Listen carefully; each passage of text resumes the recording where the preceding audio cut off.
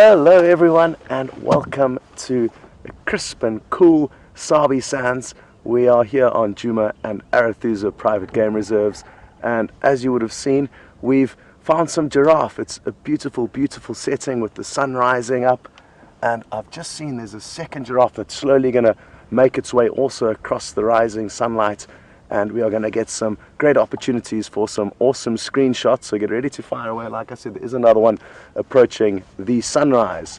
Now, my name is Scott, for those of you who have never met me before, and I'm teamed up with Brian on camera today. James is out in another vehicle with Andrew, and they are going in search of a report of the Styx line and the Matima line heading towards Djuma from Arathusa. So some good prospects there from the get-go, and here comes the giraffe. Let's take a closer look. This is going to be awesome.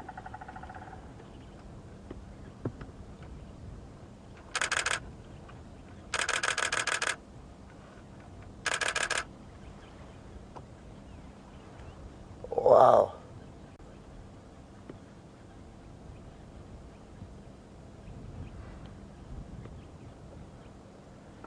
And we only a couple of 100 meters away from the final control room where Nikki and Louise are helping get the show out to you and choosing between which vehicle to broadcast from, either this one, which you're currently with, or with James.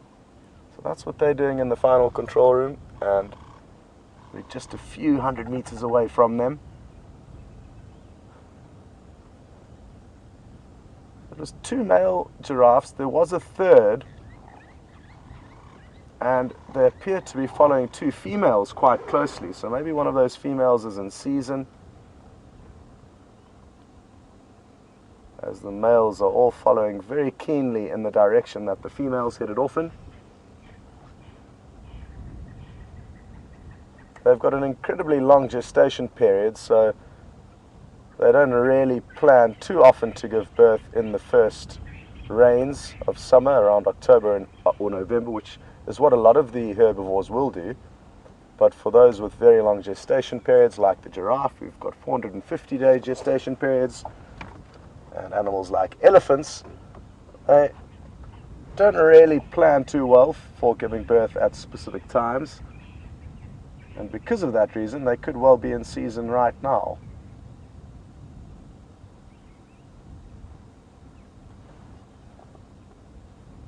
Beautiful.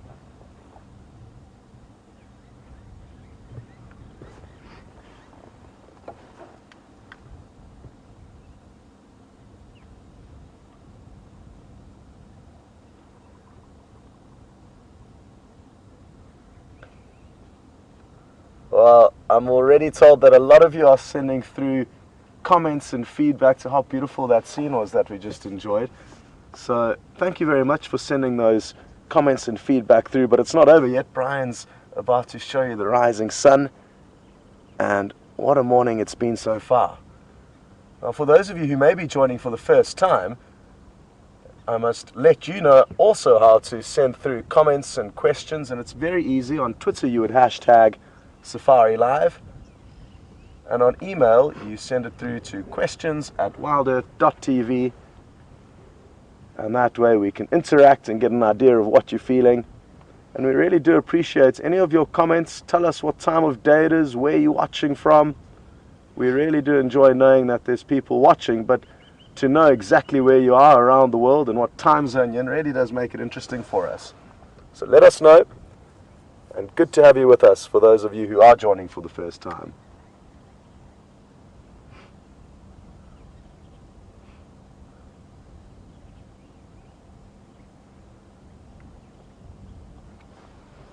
The good news is there's a few other animals nearby that I'd like to show you.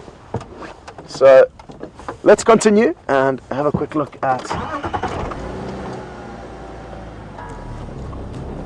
looks like some zebra stallions, but as I said, we should go and look at them. I've seen they've started trotting off in the wrong direction, so it might not work out as well as initially planned.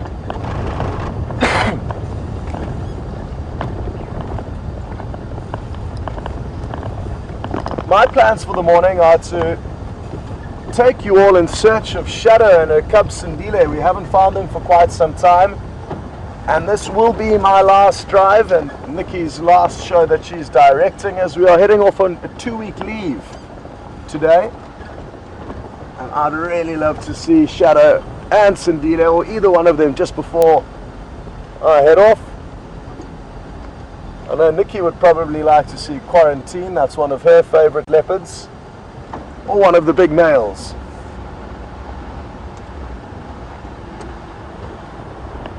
And we don't have any major reports on either Shadow or Sindile. Here are the stallions that I was hoping to show you. We're just going to get a rear end view. But while we take a look at the rear end, notice how different the stripes are on all of their bottoms.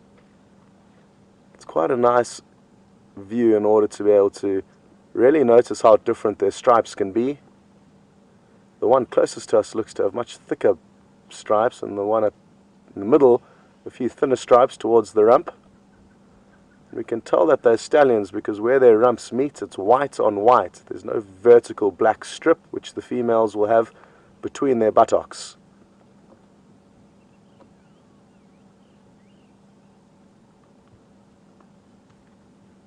And you would have also noticed that they're not perfectly symmetrical. Even though at a glance you may assume them to be symmetrical, it is not the case most of the time. Great, well at least we got a glimpse of them. And like I was saying, we don't have any major reports of any leopard movements so far this morning. So what we'll do is we'll just head off into the last general area where I did have some tracks of a female leopard who I think was Shadow. And it's up in the northwestern corner of Djuma. What I love about the mornings is there's so much unknown, and even though we may choose to head off into any given area in the hope of finding a certain animal, we can often get very pleasantly surprised by finding tracks of another animal, or even just bumping into an entirely different animal that we can enjoy viewing.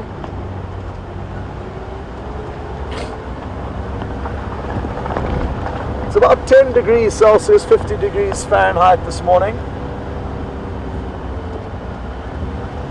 So not too cold. It's been colder. This last week we've had a few chilly mornings, but this morning's a bit better, which is great. I must also inform all of you that we had the great pleasure of meeting some of our viewers. And it's the most awesome thing to finally get to meet some of you guys after answering so many of your questions. And it was Val from California and one of our zoomies called Cam, who came and had a look at the vehicles just before we headed out, and we spent some time chatting with them, which was really, really wonderful to put a face to the names we so often deal with. And please make sure you do contact us if you are ever in this area, because we will certainly make sure to arrange a visit to meet up.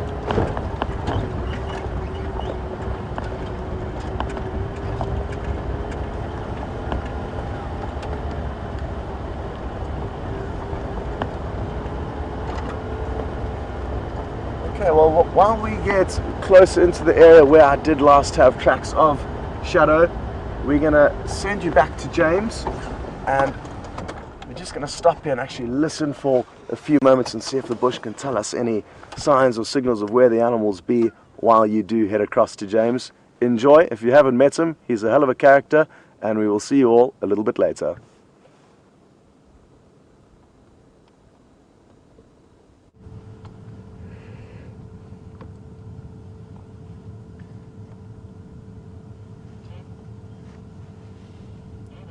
I want to carry on and follow the line. Hello. I'm afraid I lost my radio there for a second. How are you all? I hope you're all having a marvelous time wherever you happen to be in the world. My name is James Hendry. I'm not always this gormless. I try to be a little bit more cognizant of what's going on around me, but my radio did happen to malfunction slightly. On camera today we have Andrew. Hello, Andrew. Hello. Andrew is dressed in an astonishing array of various colours. Socks that look like he stole them off a clown, and a ruff that he looks like he stole off a skateboarding child. Anyway, that's not what we pay him for. We pay him for his skills on the camera, and he is most welcome. Please remember, we do love to hear from you. Any questions you have, hashtag Safari Live or questions at wildearth.tv. And I'm sure, as Scott said to you, you are on a live morning game drive. And that was the African sun that you saw, beautiful African sun just popping up over the eastern horizon before the camera turned to my ugly mug. Just a quick shout out to the wonderful viewers who we met yesterday, Cam and Valerie, and of course Velma the gloves. Thank you very much for them. I now have 2 matching gloves, which is of course extremely good here in the middle of the winter, although today is a very balmy day. My plan today is to follow up on a male lion track that I had. We are unfortunately quite close to the southern boundary, and for those of you who perhaps don't know, we operate on about 1,500 hectares of what is the Greater Limpopo Transfrontier Park, part of which is the Kruger. And there are no boundaries that the animals have to obey, but there are boundaries that we as human beings are not able to cross. And so this male lion is sort of heading south-southeast, and if he goes over the southern boundary, we obviously can't follow him. I'm not sure where he's gone. He came down to a little waterhole here sometime last night, and I'm just trying to find the tracks now. So that's the excitement for the morning. Big male lion, and we'll see if we can't find him. We're going to just do a little U-turn, drive along here a bit and see if he doesn't pop out, and if he does, we'll follow him. Otherwise we'll come back along this road and see if his tracks don't pop out. If they don't pop out, he's probably in the bush here. I think the tracks are from early last night, which means that, you know, lions do move big distances in the night time, so he might not actually be around. Okay, good, off we go.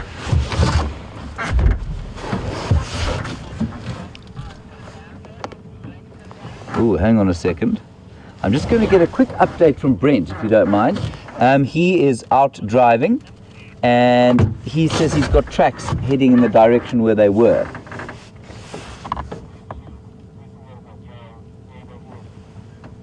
Brent, did you copy Brent? Brent is out trying to track something. Good morning, Brent. I believe you have male lion tracks.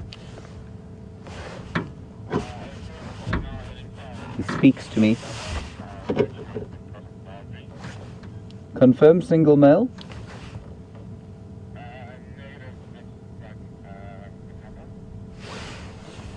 Okay, copy. I've got single male here at Twin Dams Road. Not Twin Dams Road, at Treehouse Dam. I'm going to continue following these just in case they're not the same. There's definitely only one here. Right, so that was Brent. Off to the east of here, trying to follow up on some lions. We're going to do the same sort of thing. Postulation, he's got more than one. And what's interesting is that the Birmingham males were around here. They're a coalition of 5 males who are sort of threatening to take over the area. And this one that I've got here, I think, is one of the dominants. There are 2 of them called the Matima Males, which means strength in Shangaan. And I think this is one of them here that's been walking down here. So that's the plan. I may be entirely wrong, but that's perhaps what's going on here. Andrew, are you ready? Yes. Oh, good.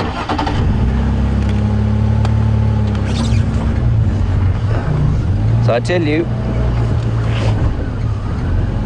a male lion track in the winter is normally not too difficult to follow, because they are quite heavy and the sand is quite easy.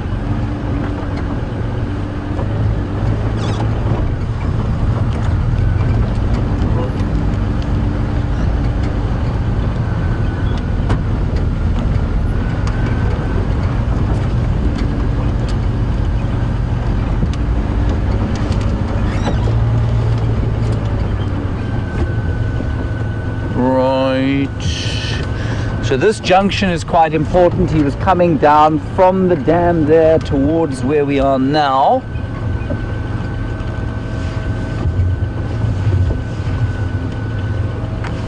Andrew, keep your eyes peeled and go to sleep on the back there. To be fair, the first person to spot them was Andrew this morning, which of course makes me feel rather emasculated, but anyway.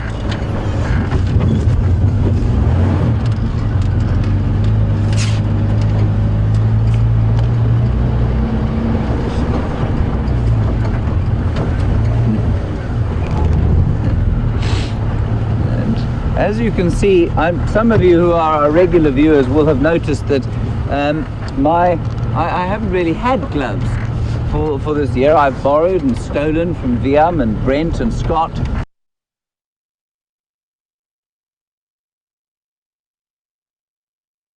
He hasn't crossed out. His general direction was there, but he didn't pop out at that junction.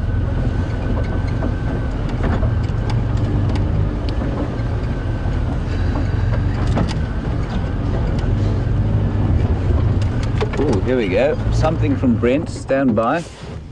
Go ahead, Brent.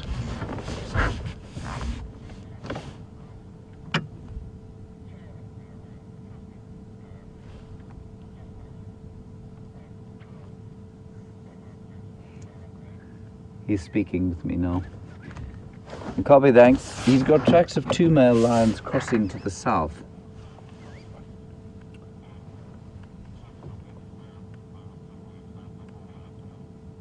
So it doesn't look very promising, I'm afraid. It sounds like he has crossed out of the property. So we may give up on this malarkey.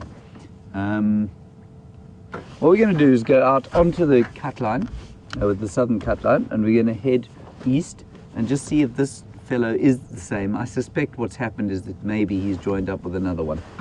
It's not the 5 Birmingham boys that Brent was following. So I think this is probably the 2 Matima males. That said, there were reports from Arethusa that there were others coming this way. So we'll try and get an update around there as well. It is a remarkably beautiful morning, not very cold. And Andrew and I were just commenting on the magnificence of it before we came across to you. Make sure I'm still plugged in. Want any other awkward silences like we had earlier?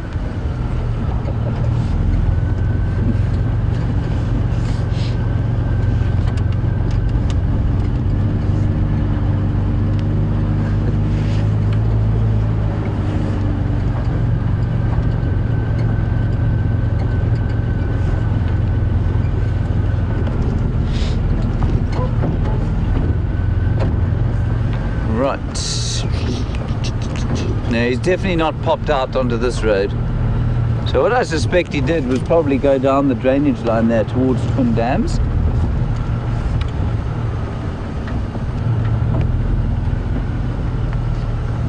Let's just have a stop and a listen quickly.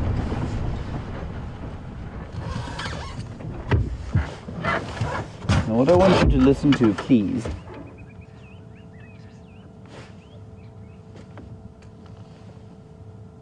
there are a whole lot of fork-tailed drongos calling. And what we must do now, over the course of the next few weeks, it's now August, which here is basically the beginning of the warmer season. And I think we're going to find that each morning the birds are going to get slightly louder and slightly louder. Because in the winter it's the dawn chorus is not so much a chorus, as I've said before. It's more a small quartet or quintet. And at the moment it's pretty silent. So just remember the silence of the morning. And I think it will start to build slowly as we go towards spring. And some of the migrants, the thing to look out for now that we're into August, is that some of the migrant birds are going to start to return. And I think the first one we're going to see is the Wahlberg's eagle. He comes from somewhere in North Africa. And I think they will be the first ones that we'll start to see probably in the next week or so, which will be exciting. So just drongos calling at the moment, and the odd dove, sort of with their kind of ethereal call out in the distance. Okay, let's carry on.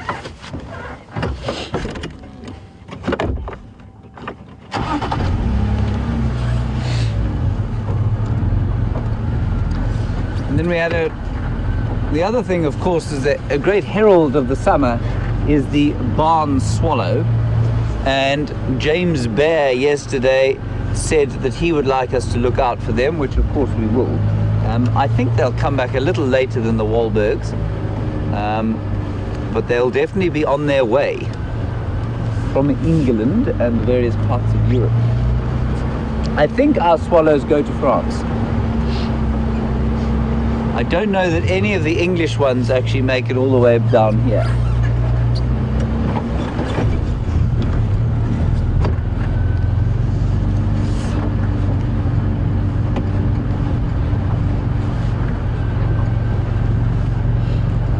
I think the English ones stop probably just a bit further north of us, probably in sort of southern to central Africa, I think.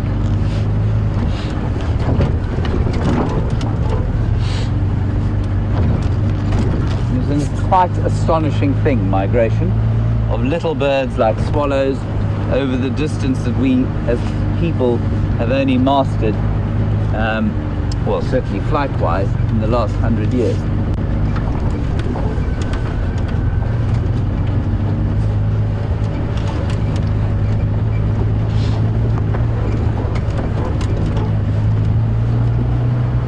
So lots of tracks all over the road, and the road is really the sort of newspaper of the night. No one's been moving around in vehicles, and we've got lots of zebra, impala, what else, Andrew? Buffalo, civet, lots of birds. Well, they're probably from this morning, but thank you for your contribution.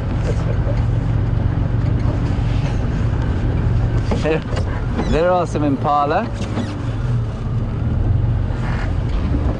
Quite interesting. Andrew, do you see how dark their skin is? Why do you suppose that is? Palo erection. Yes, that's absolutely correct, yes. Yes. Right, now you can be quiet, otherwise you make me look bad. So, let's just look at those ones over there, if you don't mind. There's not too much trouble. What Andrew's talking about there is the standing up of the skin. Now, if you look at them, they look like they're quite a lot darker than they do normally. And that's because of the chill. I mean, it's really not very cold this morning, but that they stick the hair up and it traps. There's two of them having a fight there. I'll move there now. They put their hair up and trap extra air under the fur, and what that does is make them warm. It's a bit like a bird that plucks its feathers out. I'm just going to go a little bit forward, just behind that bush there, Andrew. There are two males having a bit of a box, a bit of a contretemps.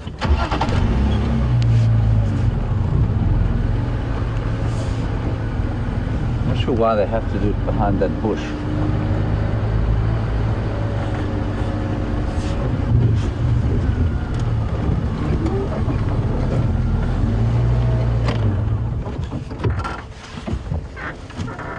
Just while we wait, those two males were having a bit of a fight. We'll just keep watching them. Andrew, do you see the ones I mean? That's it, those are them. And while we talk about the temperature, which is now probably sitting at around, I'd say sort of 16, 17 degrees in Celsius, we've got a question from Charlene in Minnesota who says, how long is our winter? And our winter is, she says the winter there is about 6 months long. Charlene, ours is no longer than 3 months. As you saw, May is the sort of start-ish of it. So halfway through May, I'd say, to halfway through August is basically that's when it's cold. We do have a prolonged dry season though, which is different. So while the weather is not nearly as cold as it is for you up in the northern hemisphere, and certainly in Minnesota, which I believe is freezing, we certainly have a prolonged dry season which will go probably until November. So remember, the limiting factor out here for the biology is not so much the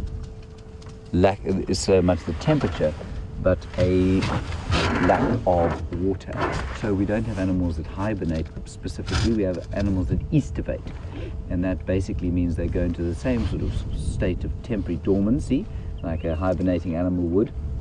But they do that because of the water loss and because of the water shortage rather than because of a lack of heat and snow covering the ground. Of course, we don't ever get snow. There's no Shangaan word for snow as far as I'm aware.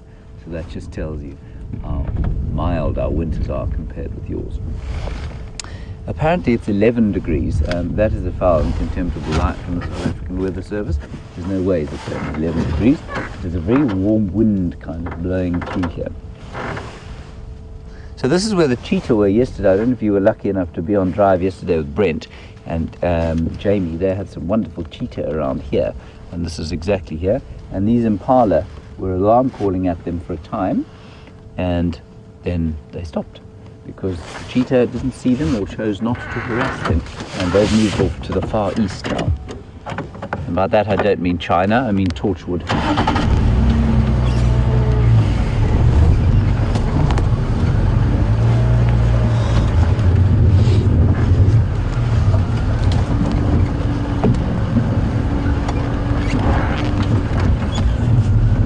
Right, on we go. Our first marvellous mammal of the day. Highly underrated is the impala, just because he's common. And by common I mean abundant, not in character, of course.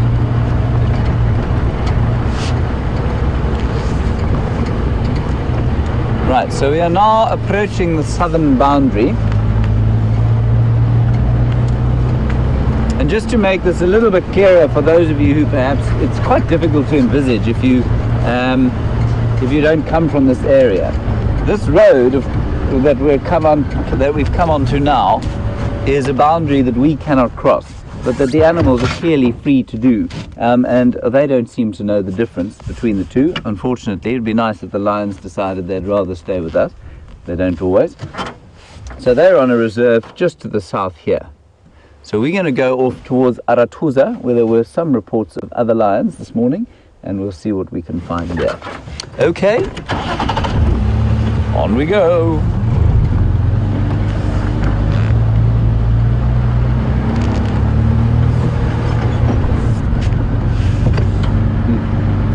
And this morning, Andrew, would you mind just sticking your camera up at that orb, that satellite of ours?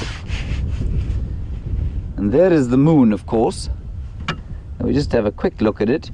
It is now waning, which means it's getting smaller. Well, it's actually not changing in size at all. It's just the shadow of the Earth that's making it look smaller. Andrew, don't worry, it's not actually disappearing. And this morning when I woke up at 0500, the whole sort of Lowveld was bathed in a dim bluish hue from the moon, and it's always such a kind of eerie, wonderful way to wake up when the morning has the moon like that.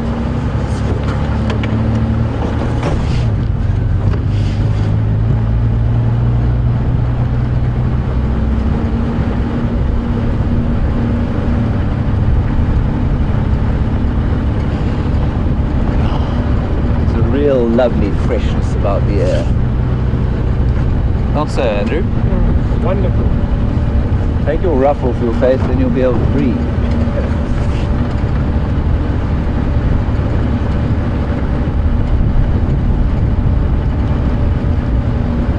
No tracks along the road as yet. I'm going to drive a little bit faster, try and get towards Arathusa. And if you are perhaps a new viewer, we love to have you along. What I mean by Arathusa is the reserve to the west of us, which is 600 hectares that we're allowed to traverse on. And we go across there quite a lot.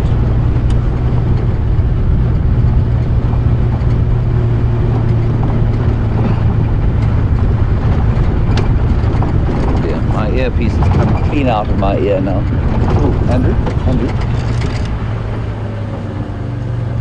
You see what I'm looking at? Yeah.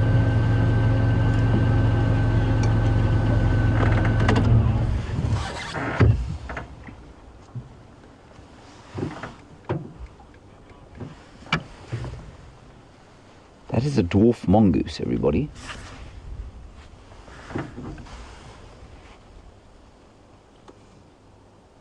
And he's just sitting in the first rays of the day. They love to do that, the dwarf mongoose. He's just spotted us.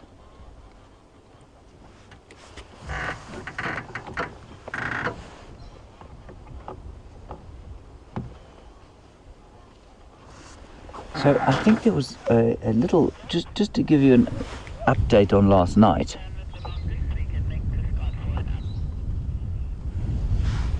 Just to give you an update, while we're looking at that mongoose, dwarf mongoose, I think there was a question from Kevin about those cheetah that we had last night. They didn't kill, certainly not on Juma. The moon, look at those birds, all of those beautiful birds up there. Andrew's just going to find them for you. There's some green pigeons and some grey go-away birds. And the cheetah, basically on a dark night like last night, would have struggled to hunt. So they probably would have gone to ground at some stage. 2 male cheetah, and we don't know where they are now, but they headed east onto Torchwood, which is east of us, and they'll probably start hunting again. Now, as I was saying about the moon earlier this morning, they will hunt in the moonlight if it's bright, and it was certainly bright this morning. So when that moon sort of reached its apex at around about probably 4:30 or 5 this morning, they would have possibly got up to go hunting. But they won't hunt in the pure darkness. It's very unlikely for them to do that. So there's a green pigeon in there. That is a grey go-away bird that Andrew's showing you now, in amongst the jackalberry leaves. It is very difficult to film birds, of course, because they tend to be a bit like Brent Leo Smith in that they move around constantly.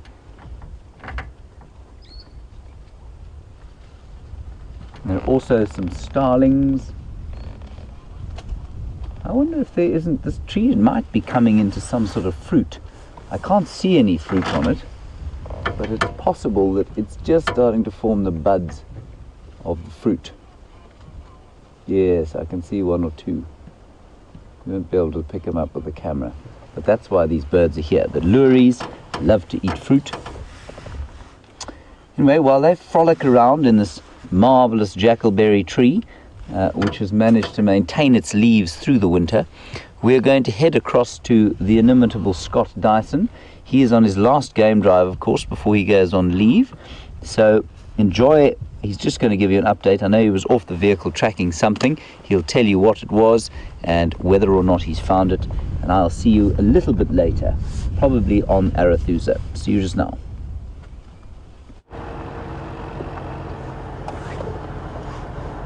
Welcome back, everyone. And no sign of any leopard yet, specifically Shadow and Cub, who we were hoping to find tracks of this morning. But that's not a problem, and it's actually good news, I guess, for them. Maybe they've been successful in making a kill, or at least Shadow was successful in making a kill, and now they may be feeding on it in their own company. Maybe there are a few hyena lurking about, but I'm guessing that's why we haven't found any of their tracks moving out of the area where we last had them. It means there's probably a kill somewhere that we were just not able to locate. Interesting that the jackalberry trees are already beginning to bear tiny little berries that you saw the starlings and go-away birds and African green pigeons feeding on with James. And I actually had a similar encounter with go-away birds in a jackalberry just a few minutes ago. I heard quite a lot of rustling and I could see movements in the tree, and I wasn't sure exactly what it was. I was hoping it was either Shadow or Sindile up in the tree feeding. So I got off the vehicle and crept up, only to find go-away birds hopping from branch to branch in those thick trees. So they're enjoying feeding on them. And the other day I saw about 30 or 40 go-away birds all in one tree feeding simultaneously. It was incredible to see that many together, and also to hear them all calling quang, quang, quang. And on cue there's another jackalberry tree, but there's 2. There's one higher up, and you can see all the berries of the jackalberry within this tree, and that's what they're feeding on.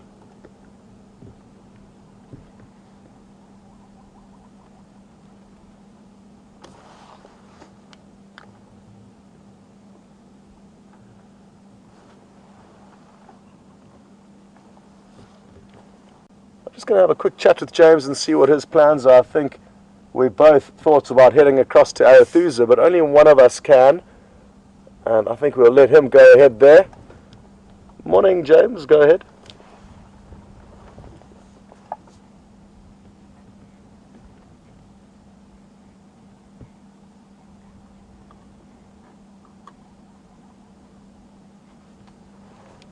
I don't have any tracks, James, so if you want to continue, that's no problem at all.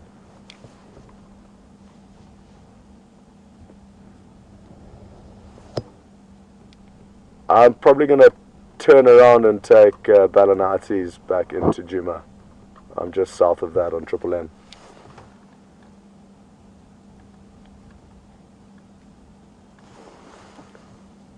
Okay, so James and I were just fine-tuning the plans there.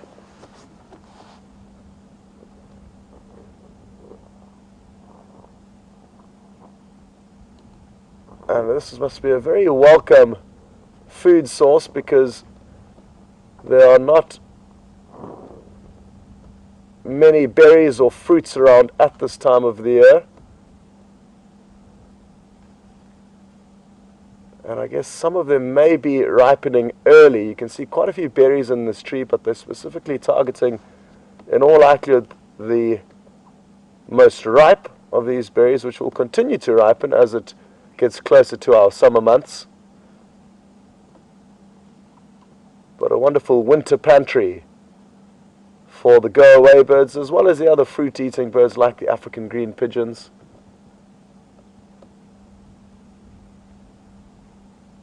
Civets and other animals will also feed on these berries, and even jackals, hence the name jackalberry tree, or ebony tree is another name that it's called. But you do get quite a few carnivores that are actually omnivorous.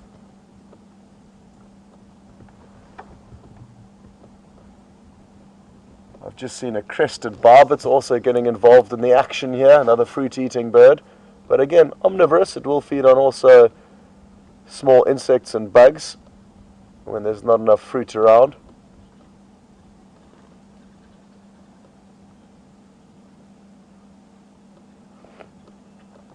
Well, Ephraim and Craig, two of the guides from Cheetah Plains to the east of us, are enjoying a wonderful morning with the two male cheetah that we got to spend time with yesterday.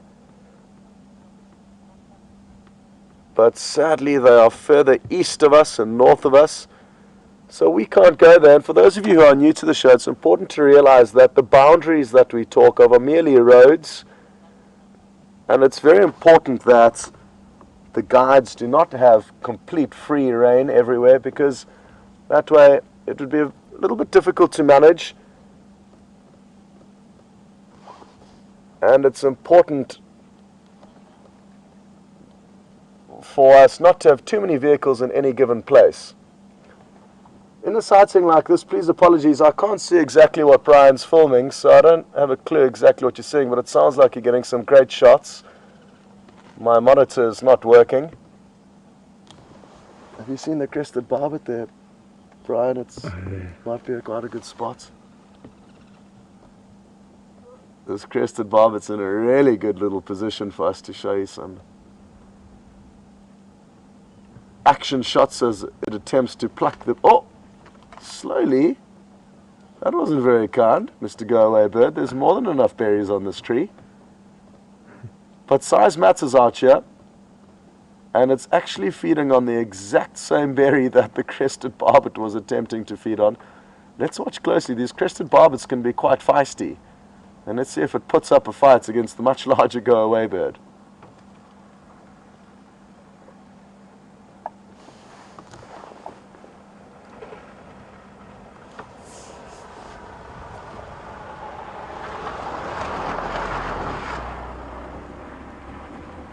And it sounds like Brian's getting you some wonderful close-up shots. You could even see the pink in the mouth earlier.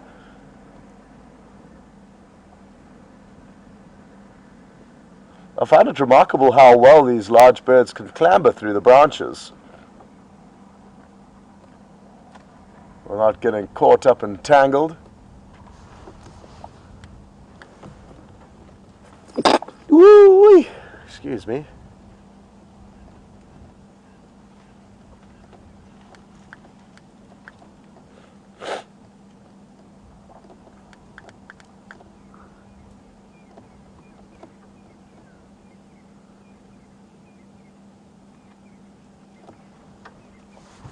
Now these birds aren't making too much noise now, but if they were, the go-away birds would be ringing out quack, quack, and the crested barbet would let off a trill, almost alarm clock. So there are two characteristic calls of the low-felt bush, and Catherine, all the way in Texas, would like to know which bird makes the prettiest song or call. Now, that, Catherine, will be entirely dependent on the individual's opinion. I love the call of the African green pigeon. It's a very difficult one to make, but I'll have a crack at it. It kind of goes, kuru, kuru, kuru, kuru. Not exactly like that, but there's a vague resemblance from my impersonation to theirs. And another wonderful noise of the summer months that we can look forward to hearing is the woodlands kingfisher. And I know James was talking about migratory birds earlier, and the woodlands kingfisher is one of the sounds of the low-felt bush, and its call rings out chick, brrr. So that's one to look forward to, along with many, about 200 birds will fly in from far and wide, some from further north in Africa, but some from Asia, Russia, Europe, almost doubling our bird population in this area. There's about 280 birds roughly during the winter months and about 480 roughly during the summer months. So quite remarkable how many birds will travel for many, many thousands of miles to get here.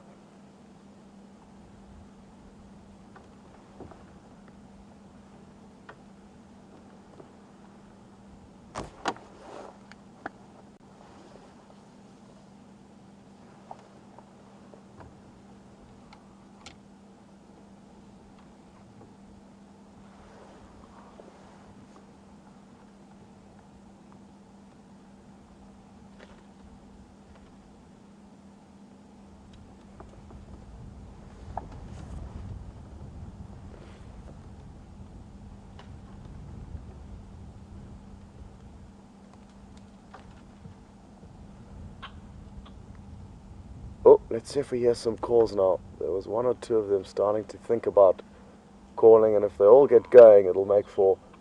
Oh. Come on, guys, get excited.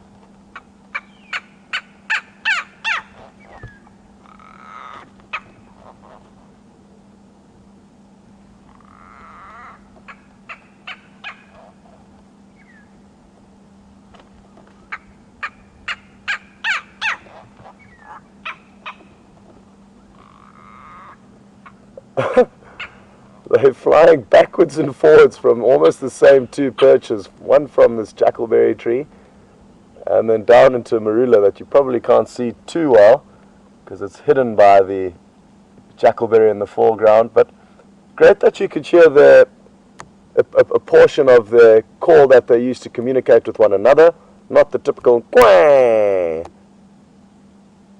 but that chip, chip, chip, chip that we got to hear now.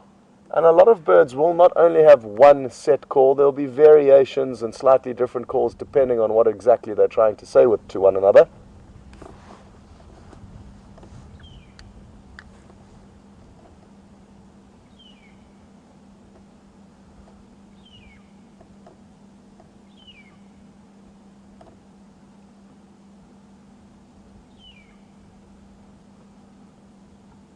Well, thanks so much to Curious One and Bianca, who are sending through comments of how much they're loving this sighting and how impressed they are with Brian's camera work.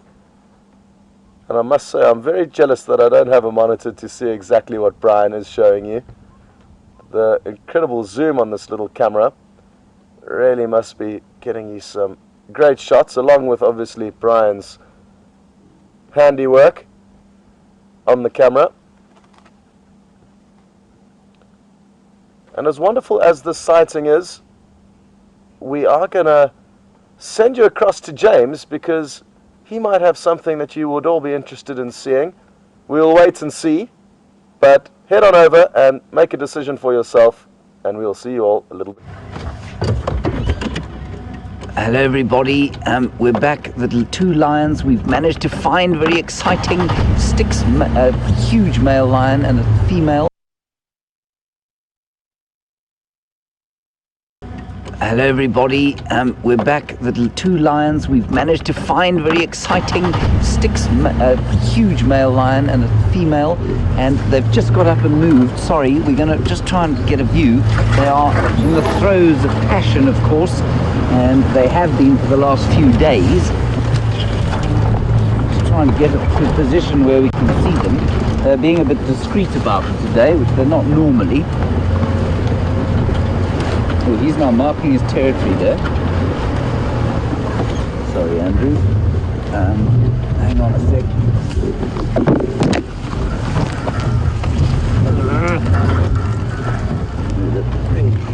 Awkward in here. Okay, I think that's where we're going to stop for now, Andrew. I will move this now. So you can see they're right on the main road at a junction here. Oh, listen to him growling. He's growling.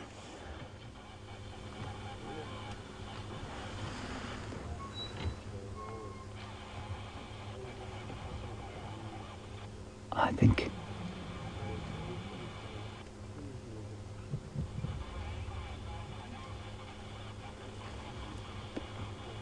don't go behind that car, please, lion.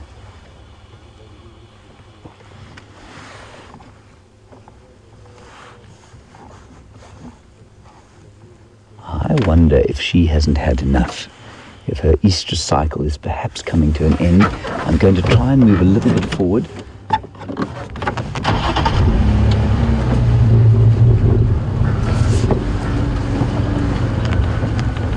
Right, Andrew.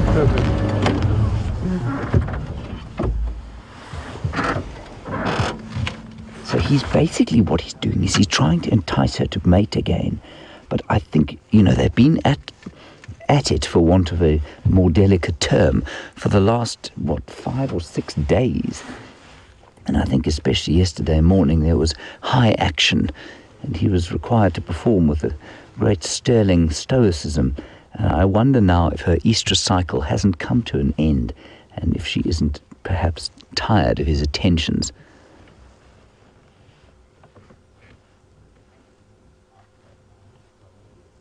She certainly looks like she's had it. It's a magnificent male lion, this. He really is a beautiful brute. He's right in his prime.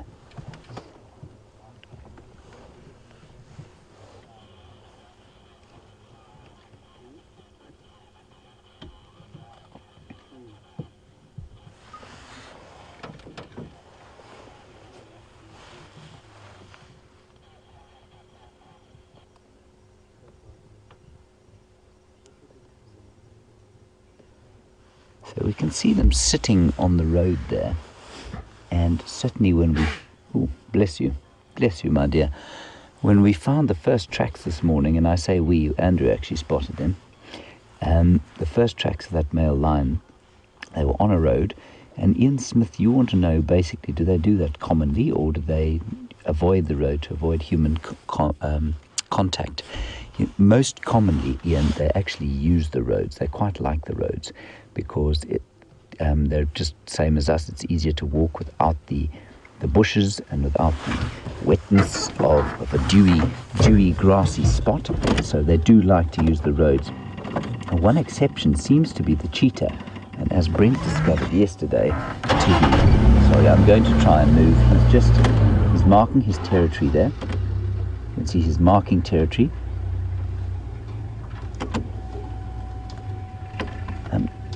So Ian, the cheetah yesterday walked a huge distance and they didn't use one road at all, which was quite interesting. Okay, Andrew, we're going to have to do a bit of a loop around here, I'm afraid. No, they're moving. Sorry. Here they come. Sorry, everybody, these lions are being particularly irksome in terms of what they're prepared to do. That's a very artistic shot that we've got because I parked Andrew basically in a tree. I'm sorry, okay, one of them's sitting down. Yeah, I think we're going to move. One of them has sat down right behind one of these vehicles. Oh, Andrew, I'm really giving it a bit of a rough time. Is that all right? That's good. Yeah, let's just stop here and look. So he's marking his territory again, and she is, you know, often the females are the ones that, with these big cats, that instigate the mating procedure. Every time she moves, he wants to move with her, but then she lies down, and I think she's possibly coming to the end of estrus. He's a beautiful male lion. Look at him. Ooh.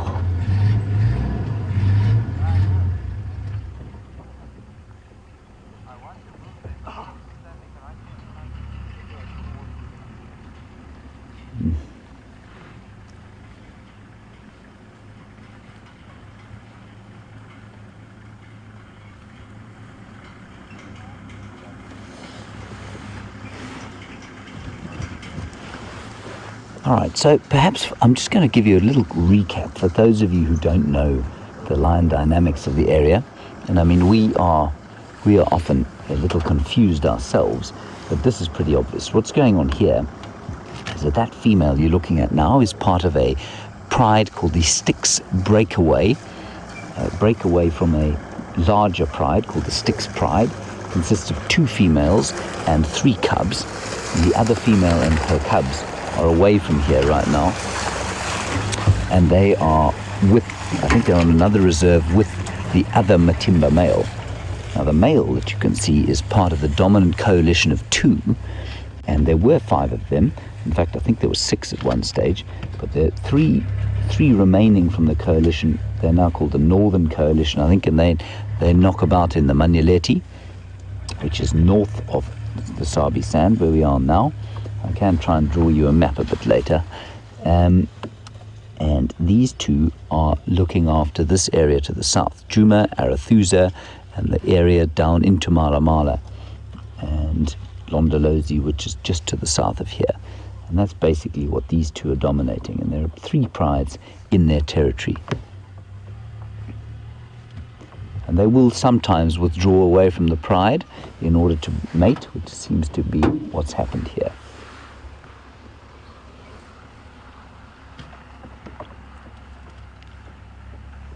And obviously, there's very hungry work, all of this mating. 5 days of solid loving, I suppose you'd call it. And Jill, you want to know on Twitter, have they been on a kill? We haven't seen them on a kill, Jill. But I know that they have moved quite substantially. And I suspect what you'll find is that they've picked up the odd small thing to eat on the way. They certainly don't look very skinny, so they probably have eaten a little bit. Andrew, I'm just going to back in there a bit. I think maybe you get a better shot. What do you think? Yeah.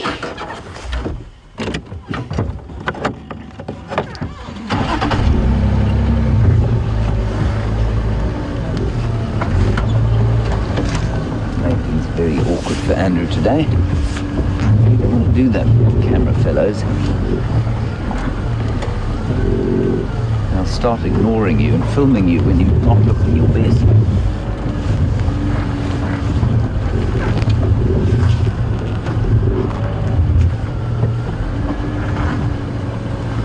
That's what I... Yeah.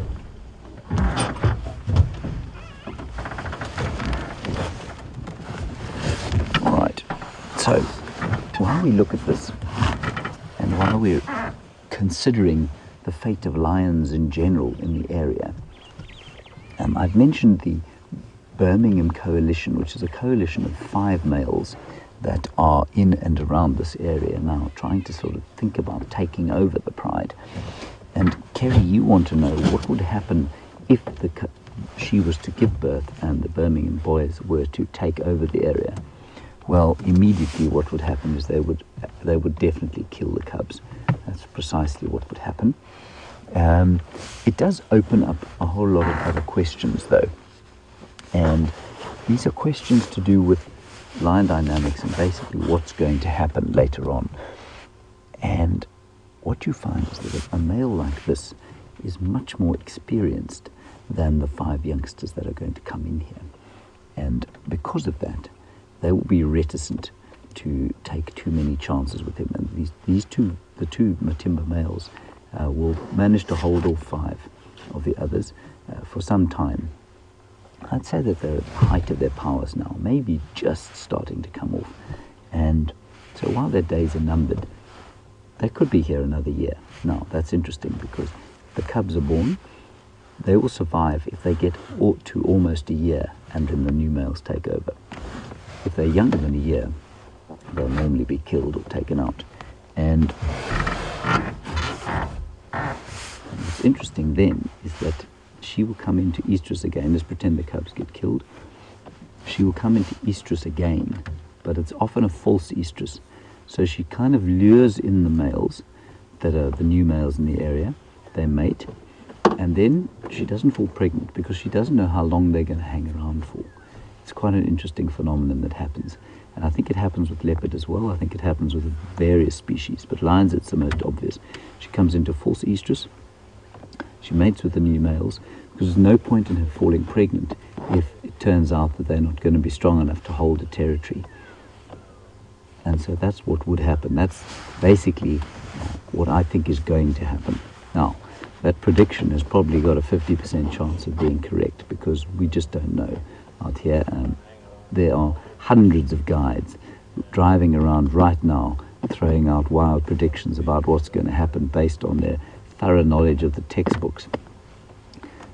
But as a friend of mine says, the animals don't generally read the textbooks and they behave in very different ways quite a lot.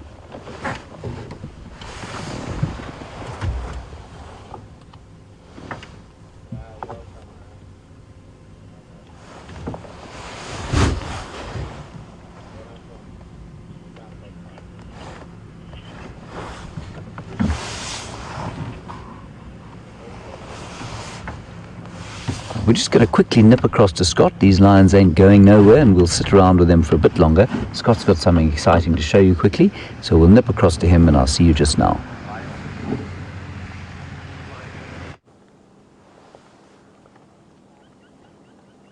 Welcome back and well done to James on finding those lion for you.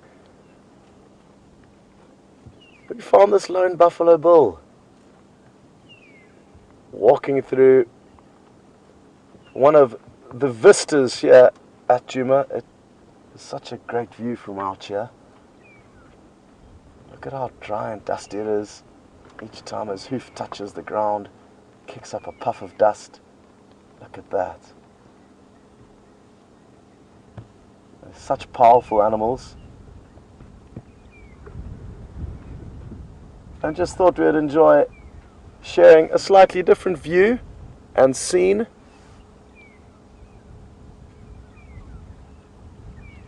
But we're going to send you back to the lions. We don't want to let you miss any action that could potentially unfold there. And we'll be sure to let you know if we find anything else along the way. Enjoy and see you later.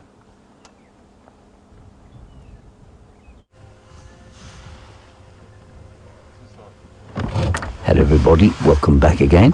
Hope you enjoyed that marvelous view that we get out here. Really is one of the main reasons that I live out here. Quite apart from the magnificent wildlife, I really do enjoy the views.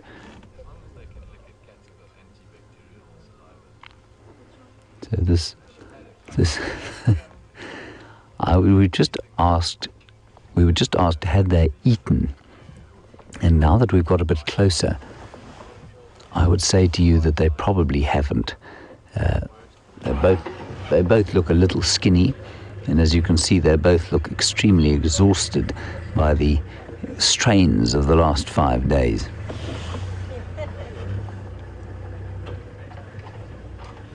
In fact, I think it's been almost a week, you know. So you can see he's a little bit skinny, which is totally normal, of course. But he's still in excellent condition, really beautiful condition.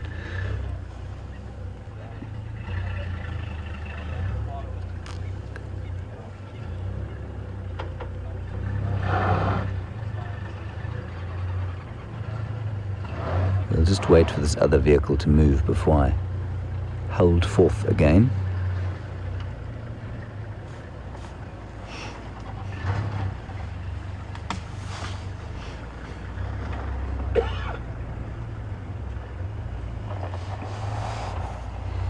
And she's just watching the vehicle go off, and she's the one that actually looks thinner, I think, than the other two, than the other one, sorry. Yeah, she does look quite skinny, so perhaps they haven't eaten much during the last week or so.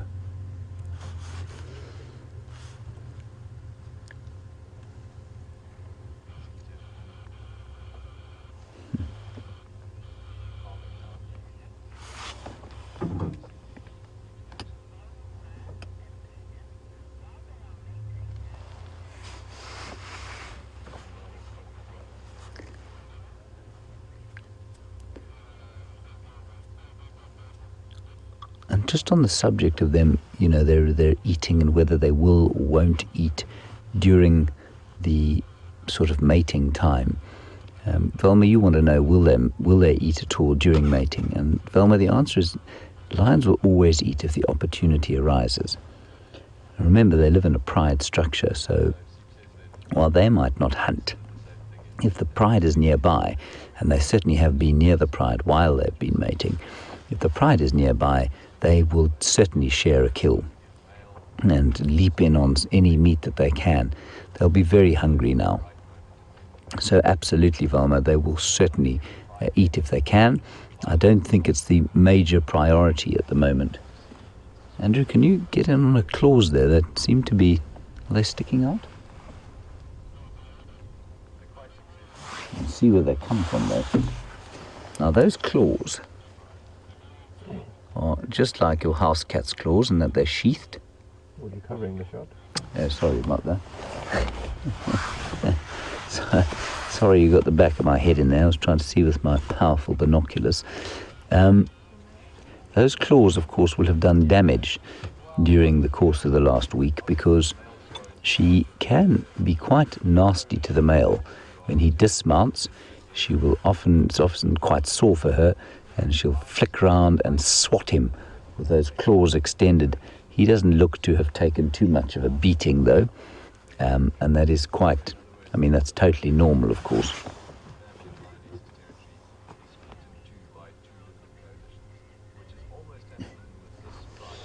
And just a nice comparison between the size of the paws of these lions compared with those on a cheetah.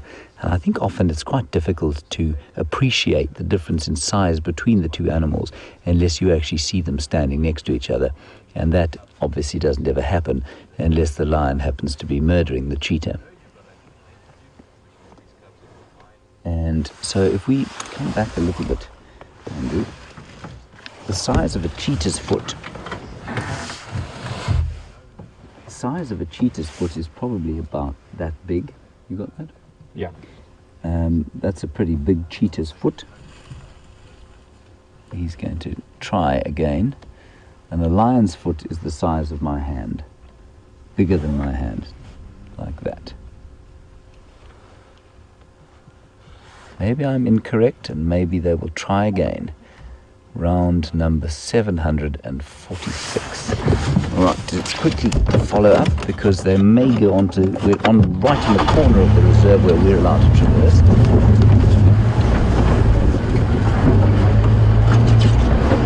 Good morning, everyone.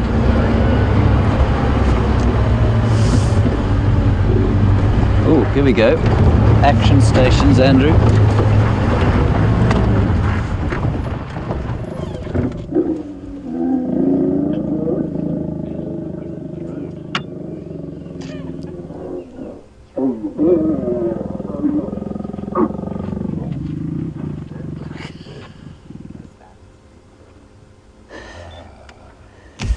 Isn't that a blood-curdling sound that they make?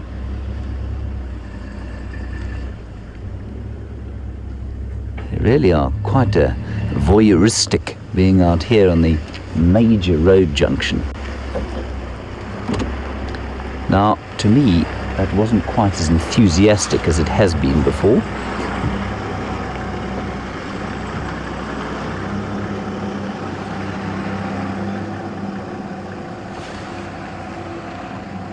Marvelous.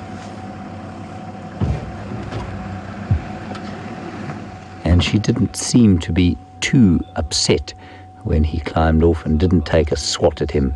She just kind of groaned, lay on her back, and is now recumbent again. Beautiful, big, thick mane, which acts like almost like a body armor when fighting against other lions.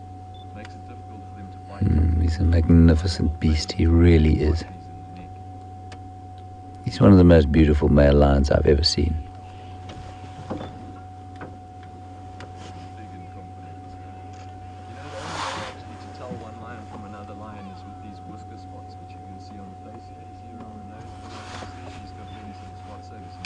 Very interesting. I think we have a new viewer called Quincy Smith, or perhaps Quincy, this is your first time to send through a question. Quincy, we'd love to know where you are.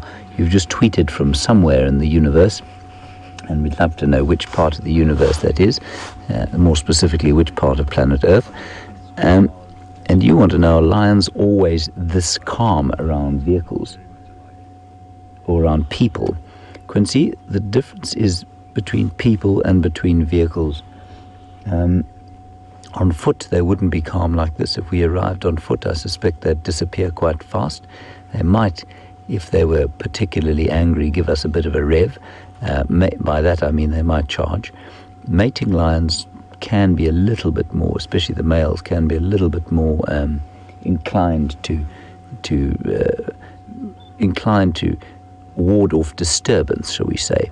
And what they do, Quincy, is probably stand up and take a few steps forward and growl. And you've heard, I mean, that growl is absolutely blood-curdling. But I don't think that they would follow through on any kind of a charge. And Quincy, in the vehicles, and perhaps this is an interesting question for everybody, we can get pretty close to them once they have started to habituate to us. And lions don't take very long to habituate to vehicles at all. They don't. Some people will tell you they don't see human beings in the back of the car. I don't believe that.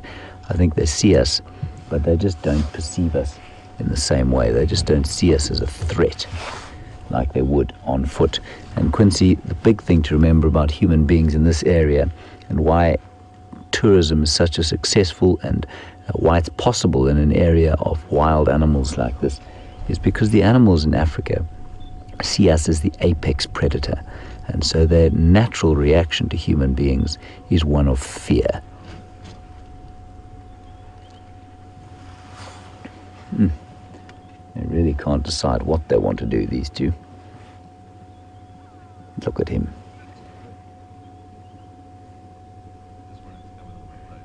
Just to make you all feel a little bit safer about things. If you think about it, how tall is his head? So when we get out the Land Cruiser later, stand next to the door, and you'll see that his head reaches my door. Oh, they're now growling at each other. That's lovely. Shall I pull in here, Andrew? I'm just going to move a little bit forward. This one. That's all right. You happy here? Yeah. We'll go with Andrew's desires.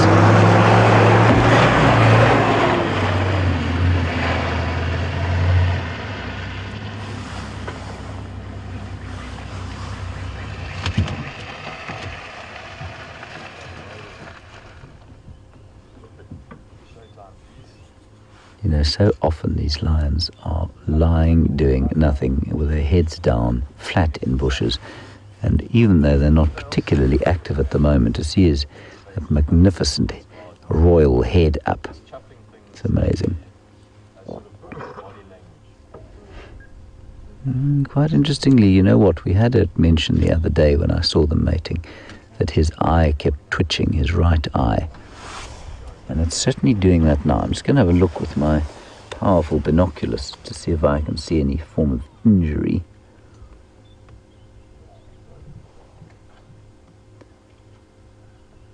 I can't see anything obvious.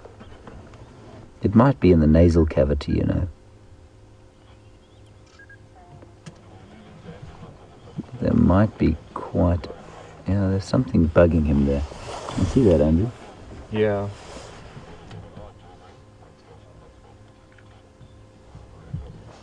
Why don't you go... Yeah, why don't you just go in on his face there?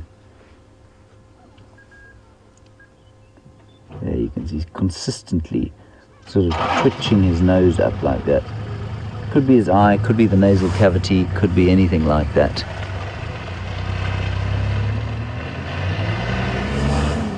Andrew, I am going to move a little bit, if you don't mind, just because there is another vehicle coming. We won't go far.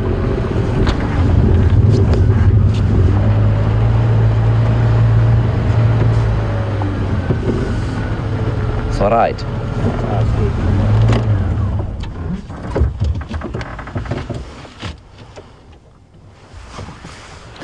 And if we can just get in on his face again, you can see how scarred he is.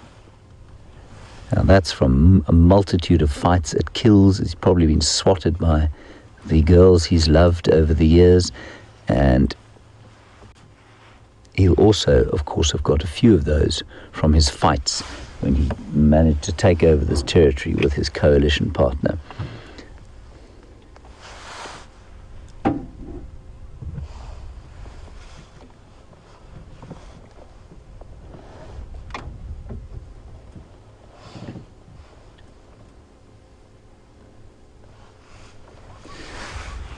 So we've heard them growling at each other, and we've heard them, her certainly, when they got up just now, when he got up to come close to her, she started growling at him. And Ramey and Jimelin, you want to know basically what signal will she give him to let him know that she's had enough. I think the signal she'll give him is firstly a growl, then it'll be a swat, and then she will just walk away. Now, she has to be fairly acquiescent for him to actually succeed in mating with her. So, I mean, if she moves, it's impossible for him to kind of do what he needs to do. So she will just simply stop lying down in front of him, and she'll walk off and probably join the rest of the pride. And I think that's going to, I mean, I might be wrong, but I really think that the frequency of their mating is definitely sort of tapering off.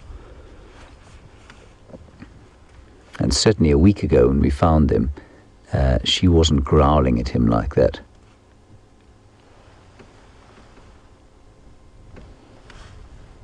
What a beautiful picture that is of lion bliss here in the warmth of the sun.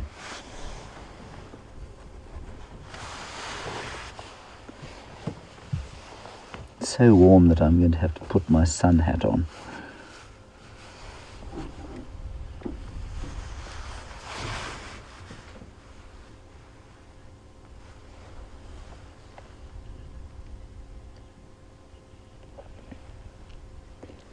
Now, what is very interesting, of course, is that I am now thoroughly confused about the tracks of lions that we saw today. There was tracks of a single male lion around Treehouse Dam, which is about, say, 1 kilometer. The crow flies from here due east. And that can't be this guy, because I think he's been with her for the last week. I don't think he's left her side. Then there were tracks of 2 other males crossing to the south of the reserve with Brent at Twin Dams, which sounds a very grand area. It is in fact a cesspit at this stage. So it's quite interesting to know who and what is going on here. So the basic breakdown of male lions should be him and his coalition partner, you've in the Twitterverse have named Ginger. And this chap is called Hairy Belly, I think, because he's got a hairy belly. But the tracks of the other 2 crossing out of here is very interesting to me. I don't know who they would be, or where they would have come from. So I'll get an update from Brent at some stage and see what he thinks.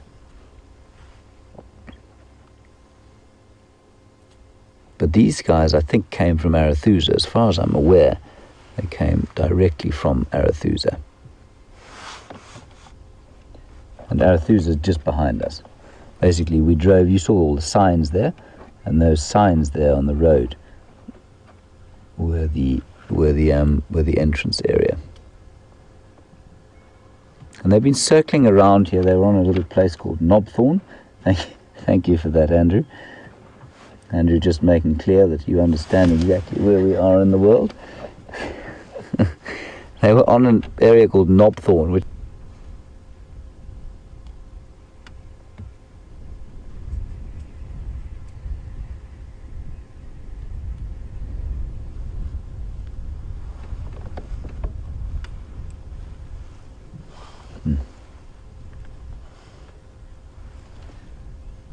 and you can just see his face still continuously twitching away there. And I can't see any obvious facial injury at all, so I don't think it's one of those. And just an update from Morning Glory and Diane, who have been watching since December. Welcome again, and thank you for your comment. You just say that he's been doing it since you've been watching him in December. So clearly not something that's affecting him too badly. It might just be a twitch, you know. But I think it's probably something in his nose.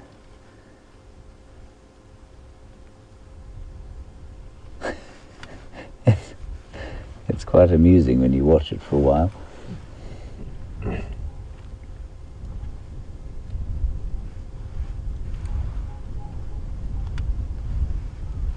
One wonders if it isn't perhaps a habit of some sort. You know, sometimes people get these habits where their faces twitch and contort. Might be something like that.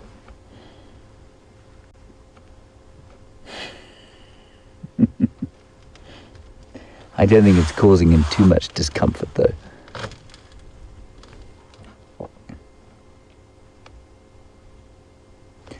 So it's got pretty warm pretty fast out here. And I mean, I think the temperature is probably hovering towards the 20-degree mark already, and there's a very nice warm breeze blowing through here. Isn't it nice, Andrew? See?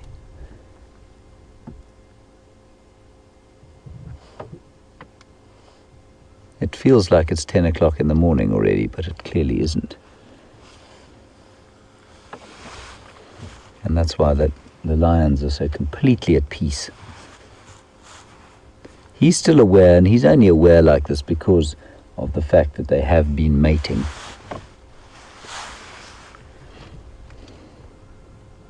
I'm just going to get an update on the radio. I do see another vehicle some way down the road there, and they don't seem to be coming closer, so I wonder if they don't have something exciting that we might like to go and see. So stand by. Station on Triple M south of Arethusa, Gary Main Junction coming.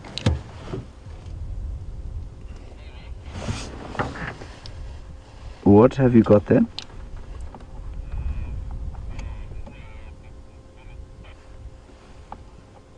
What?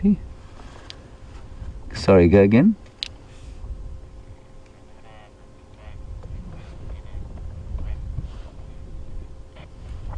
Copy, thanks. How many stations there?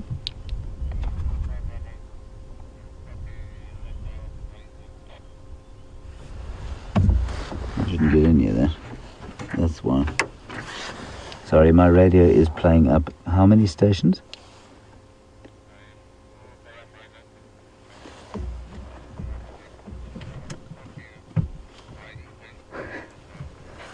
Right, copy that. I'm on my way. Everybody, I don't suppose you'd like to see a leopard and her cub, would you? And yes. Would you like to see a leopard and her cub? Okay. No. Once we've...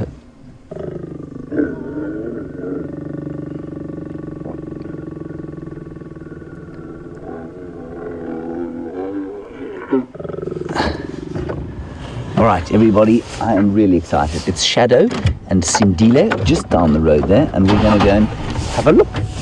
What a morning. So this kind fellow has said he'll trade me his leopards for our lions, which I think is an excellent trade. We've had a wonderful time with the lions.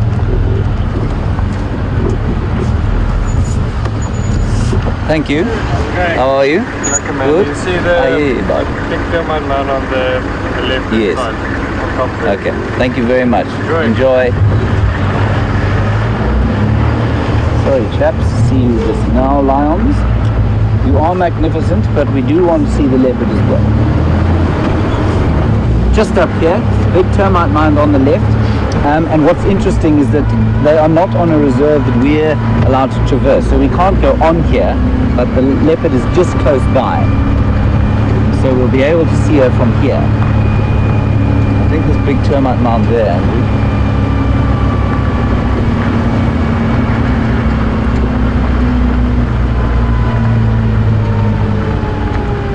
I think it's this one, maybe the next one. Please don't have moved. There.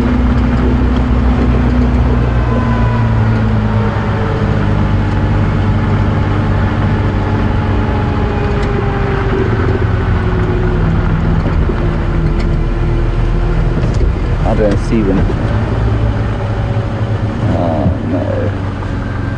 I think they might have moved, you know. Wait, I'm there. You got them. Oh, brilliant. There they are. Well spotted, Andrew. There is little Sindile. So we're not going to get a great view, everybody, but we will be able to see them.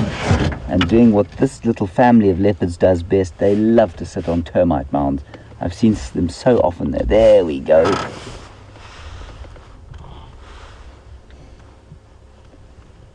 Isn't that great? I mean, it's not the best sighting we've ever had of this magnificent little pair, but it is nice to see.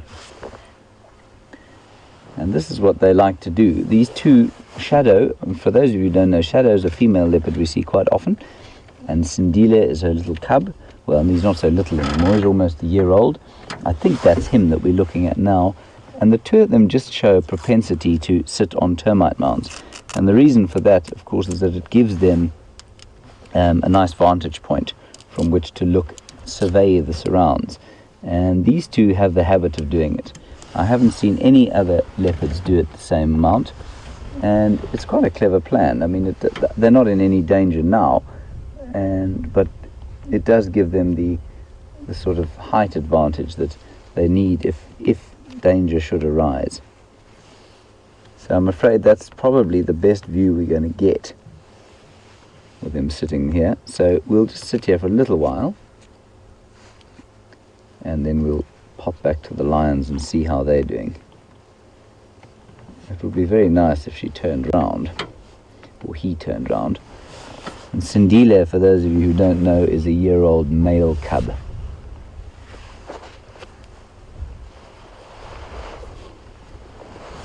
We love to see leopards here because they just, I don't know, they're so secretive quite a lot of the time, and they just seem to, they really do seem to inspire people. I mean, imagine driving past here. Andrew, why don't you just zoom out a bit and let's just have a quick look. There is no ways that you would see that if you walked past here, unless your eyes were really in tune to the bush. You'd have absolutely no idea that sitting on that termite mound is at least one leopard. Yeah, very difficult. Well spotted by my cohort here, Andrew.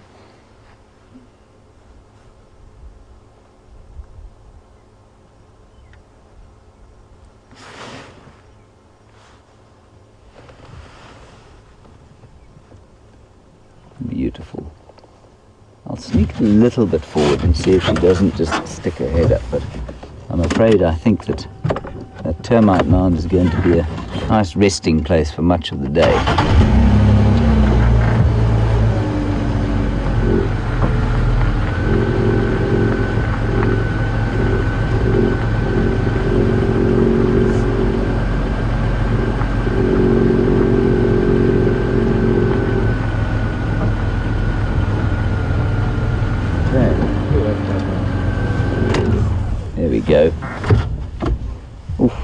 very sphinx-like shot.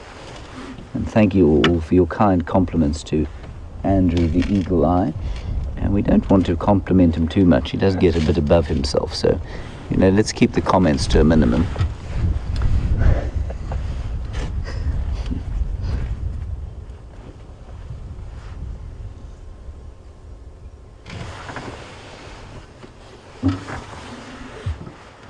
He's certainly keeping me on my toes today. I think that's the female or the male, Andrew?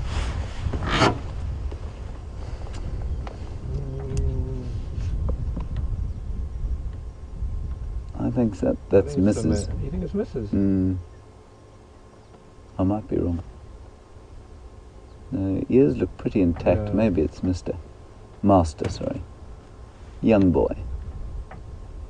I think his mum is around here somewhere. She quite often leaves him. I've seen him on this termite mound twice before. And she quite often leaves him when she goes off hunting. And she quite often leaves him right where he is now.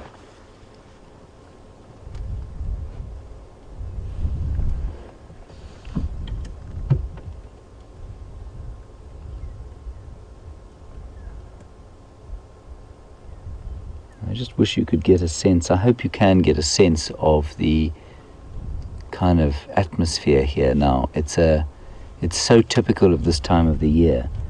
And I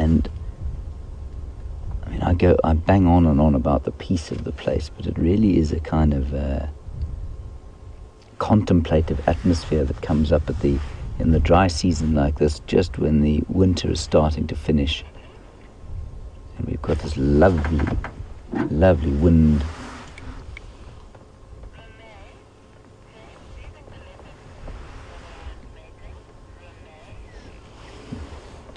And these two cats, of course, are quite close by.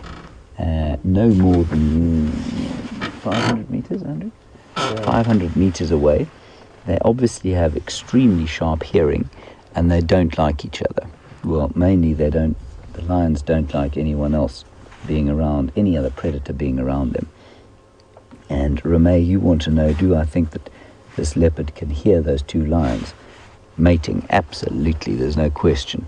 But he knows the value of his spots and his ability to hide, and also his ability to nip up a tree if he has to. So he will know that they are there. But as long as he knows where they are, he's pretty safe.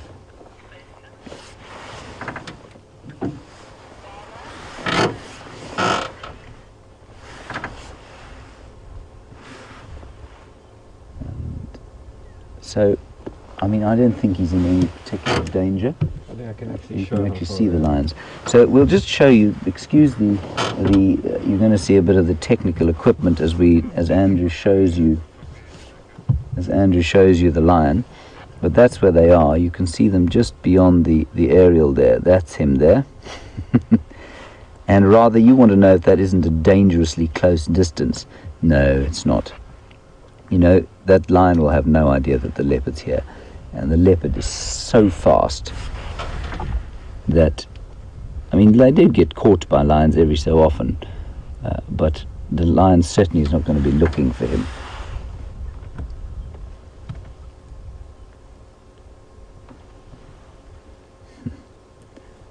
I wonder if he'd be kind enough to at least turn round and head to us.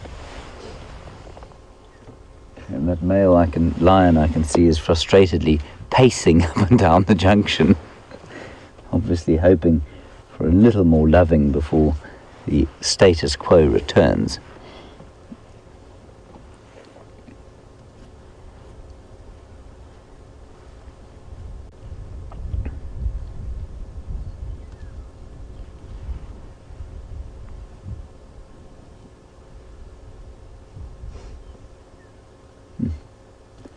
I tell you, to see two cats like this within this distance is a really special thing, and we kind of nonchalantly drove up here as if we do it every day. And if you happen to be a new viewer, just understand that this is an extremely special and rare thing for us to be seeing.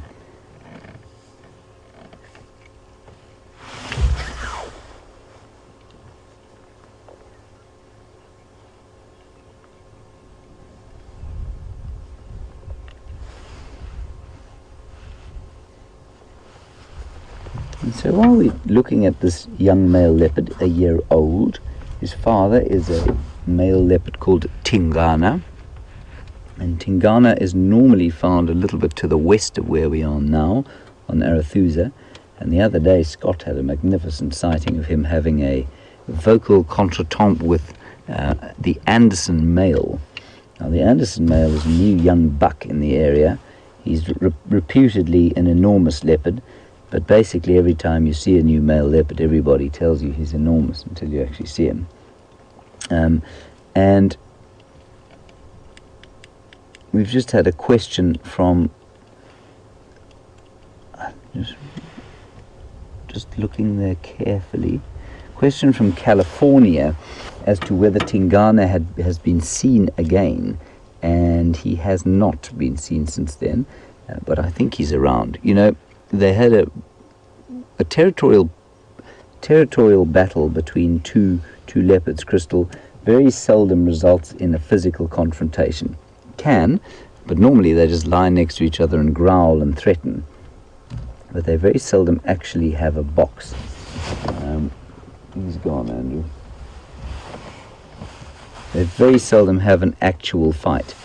So yeah, I think Tingana will be fine. He'll probably be marking his territory fastidiously as we speak.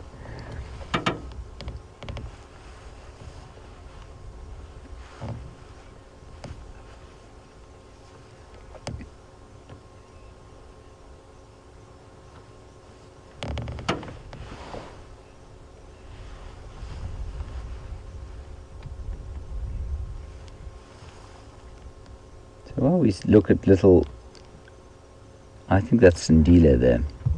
Andrew, do you agree? I think so. So Andrew and I think that's Sindila, and Raina, you were asking, is that Shadow or Sindila?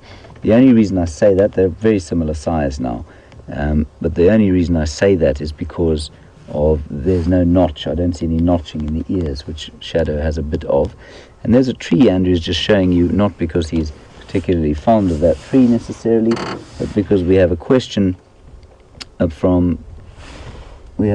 just about whether or not he's able to climb a tree or not from where he is, and whether he's in danger. So he's up on that termite mound. The tree that you can see on the termite mound will not provide any kind of safety to him, I'm afraid. So Christy, you were worrying about whether he can find a tree that's close enough. The one on the termite mound will provide no safety at all, but there are a couple of these marula trees around that if he needed to rush up one, I mean, he could be from there up into this marula tree, I would say in less than 5 seconds. They are that fast. So I think he's okay.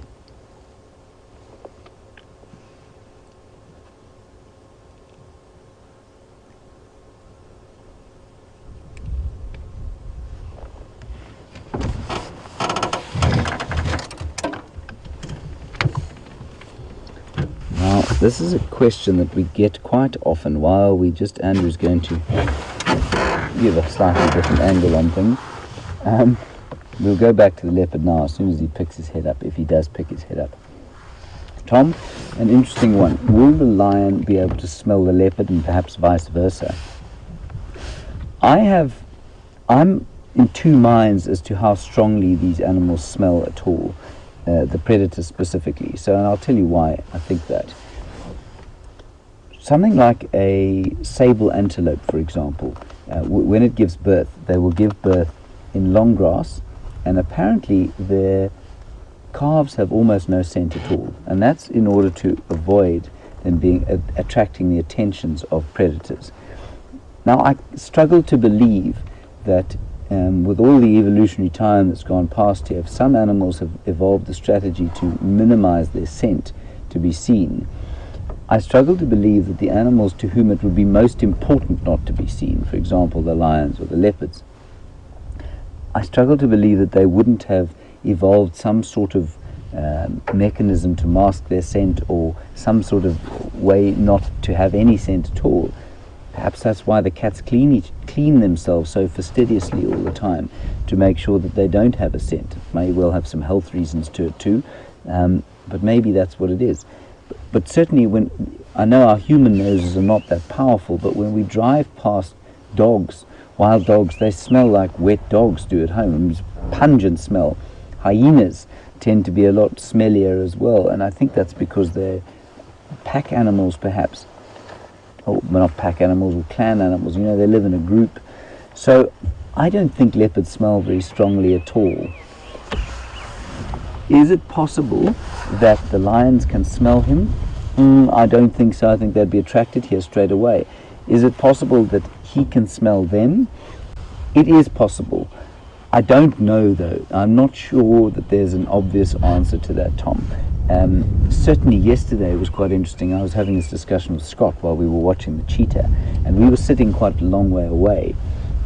And the interesting thing was that some impala looked up to where the cheetah were, and there's no ways they could see them. I mean, they were miles away. Well, not miles away, but they were, I mean, they weren't visible. But they definitely picked up something. Now, was that a smell? Was it a bird alarm call that is unusual and that made them look up like that? Or was it because the wind wasn't blowing directly from them? So a lot of people will tell you that scent is a huge thing, and scent is a huge thing. Do they give off a strong smell to each other? I'm not convinced that they do. All right, he hasn't lifted his head at all yet. And so we'll just have another quick look, and then maybe we'll head back to the lions. Or alternatively, I'll tell you what, everybody, you can tell me whether you want me to stay with this young leopard or whether you'd like to go back to the lions and see what they're up to.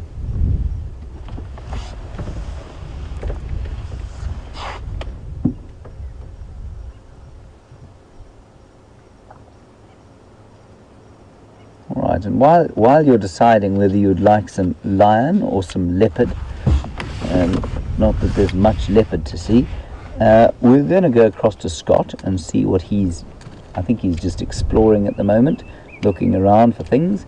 Now Brent is doing the same, but we'll pop across to Scott and get an update, and I'll see you just a little while.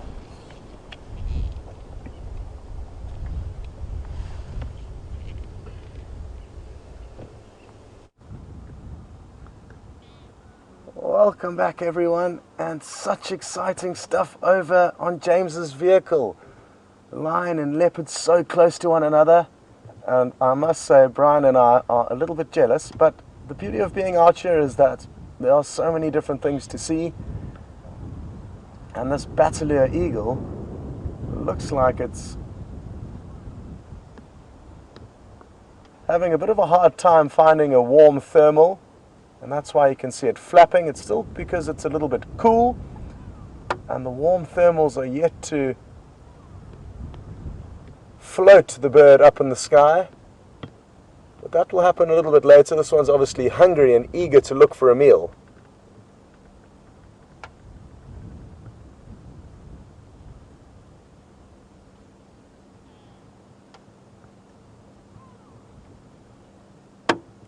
So, a lot of you would have noted that that was a male Battalier, and the way you can tell that is that half of the underwing is black and half is white. And they typically do fly quite low, lower than other scavenging birds like vultures, and they are often the first two kills made by various animals, and are a great indicator species for us to help lead us closer towards any action.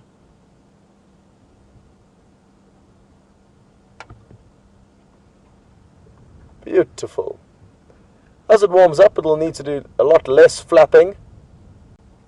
But like I said, obviously it's very hungry, and that's why he decided to start his morning a little bit earlier than normal. Now, we did just swivel the vehicle around in order to get you those shots, so we're going to turn around again and continue east on Mamba Road.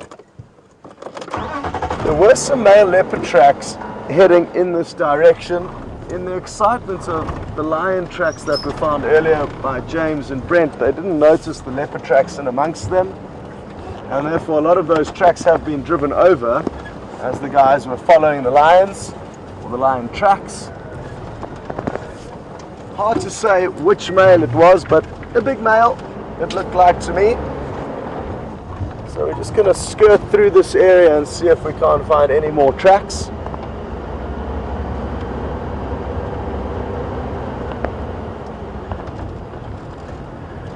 Brian and myself weren't too sure what we should do this morning, so Brian suggested we slowly make our way past each dam, waterhole here on Djuma.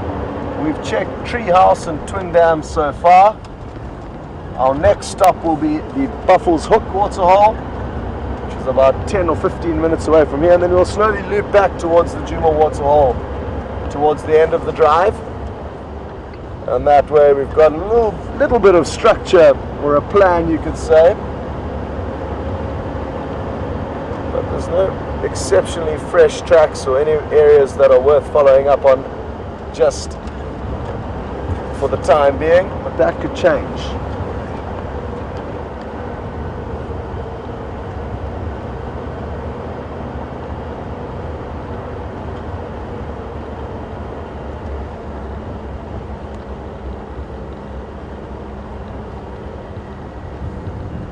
Well, very happy to hear that somebody's watching in Australia, and it's Maggie, who's all the way over there. And thanks so much for asking your question, Maggie, because if you didn't, I would have forgotten to give you a very good update. And Maggie was interested to know if the cheetah will continue to try hunt today, because they were unsuccessful yesterday. And yes, they have been followed by Craig up in Buffles Hook to the north of us this morning, and then I think Craig had left, but Abel was there and he saw them catch a duiker. So they've been successful. About 20 minutes ago I heard the radio call come through that the same two cheetah from yesterday successfully caught and killed a duiker. So that's good for them. They will get some extra sustenance from that. Between the two of them, it'll be a decent meal. And to be honest, for animals like cheetah who often have kills stolen, it will be almost make more sense to make smaller kills that they can finish up quickly with little chance of it being stolen by anything else, as anything bigger that takes them time to feed on will often be stolen by a hyena, leopard or lion.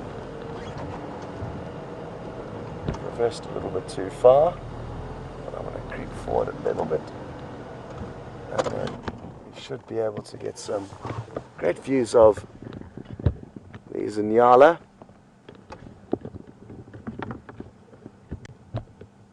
It's quite nice to see. It's a young male at the back, and his coat is slowly beginning to become more chocolate brown in color. He would have been born in the summer months of last year, October, November or December. So approaching a year in age, and already slightly changing color. The males will become a dark chocolate brown, and the females will remain that red, rusty orange color.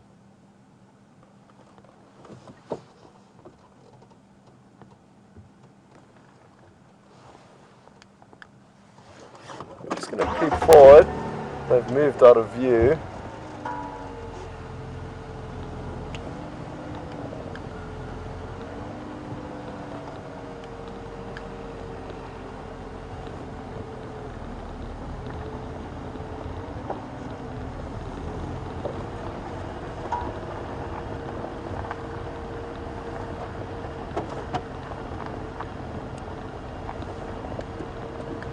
Okay.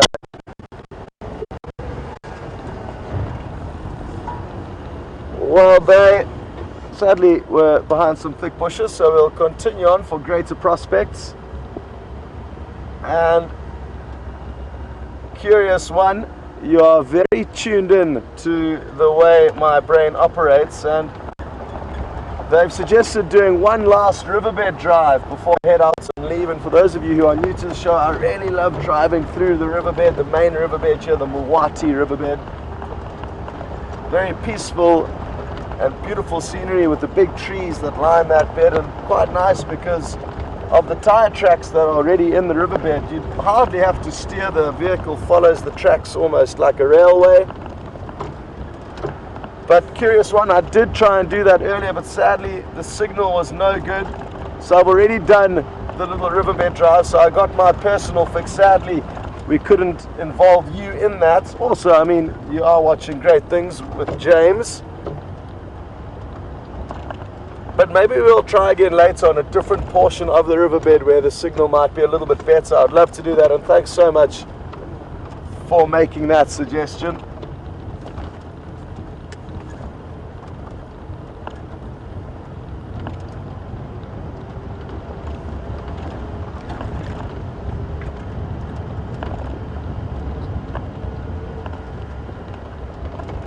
Unless I bump into anything exciting along the way between now and there, I'll be sure to give you a call to show you the beautiful scenery when I do get there.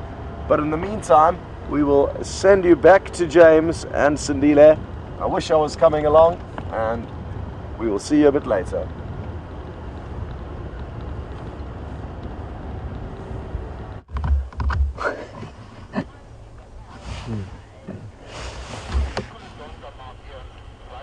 Hello everybody, welcome back. Sorry for the slightly delayed response on your return. It was because the game drive radio exploded into my ear. I think my eardrum may have burst. Anyway, welcome back to Sindile. I'm just going to ask Andrew to do something quite interesting with the camera. Andrew, go ahead. Now what that's done, of course, is blow out the background completely. And by blow out, I mean totally overexpose it. But it just gives you an idea, firstly, of what the camera can do, and secondly, of what perhaps animals with slightly different eyes can see when they come past. So that just increases the contrast around the top of the termite mound. Now, just go back to the auto setting. That's more about what Andrew and I are seeing with our eyes. And I just wonder if something that doesn't see more contrast, an animal like a lion perhaps, that sees in black and white, I wonder if they don't see something more like that. So that's quite a nice technique. Again, Andrew's suggestion. He seems to be really on fire, on top of his game today, is our Andrew. And you often see very beautiful wildlife photographs of that sort of idea, with a blown out background and lovely. You can make out his lovely colours. Golden coat of a young male leopard. Now, apparently the general consensus is that we should go back and see what the lions are doing. I don't think there are too many vehicles there, so we can definitely turn around. Oh, what's that on the road? Andrew? Sorry, there's something on the road in front of us. It is a duiker. Oh, steenbokkie. No, it's a duiker, Andrew. Okay, sorry. Yes, steenbok's brown, half the size.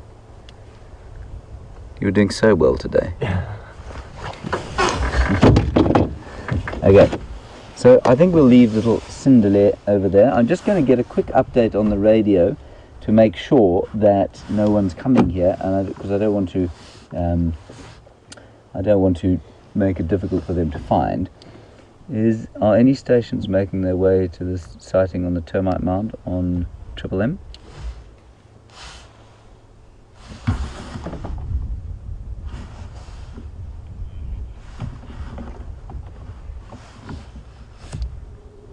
Okay, I'm going to leave the sighting. Animal is still static on top of the termite mound.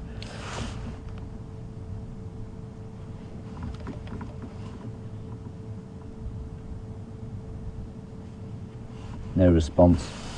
Right, let's go and see what the lions are doing. We may come back here a little bit later and see how young Sindile is faring in this gorgeous, lovely, warming morning. Right, Andrew, a U-turn. In the Land Rover, that constitutes a 16-point maneuver because it has the same turning circle as the USS Abraham Lincoln.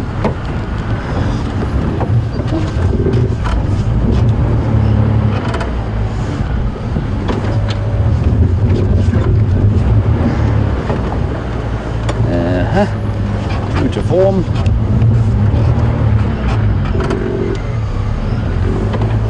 If you see me fiddling with my ear, everybody, it's because my earpiece keeps popping out and To take a game drive without the dulcet tones of Nicky Austin in my ear would be a trial too difficult to cope with.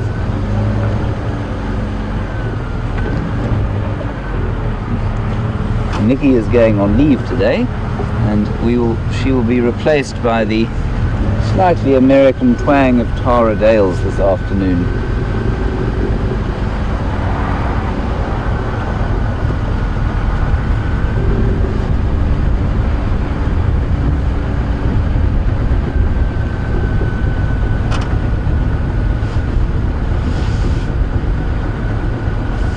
So, Andrew, would you say about 600 meters? Plus minus, give or take. Give or take. 600 meters. Thank you, Andrew.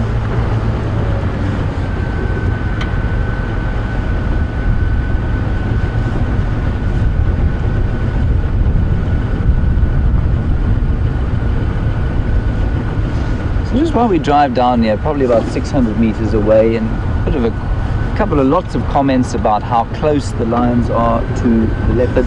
And Eric in Idaho, you want to know if there isn't some danger. I don't think so. I think the leopard's very well aware of what's going on here, because you can hear them when they are loving each other. And so I don't think there's any danger, no.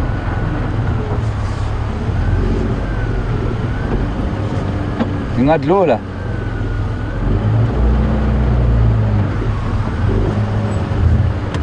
Ingat Lola. Cancel. Sorry, I'm just asking if we can go past this chap.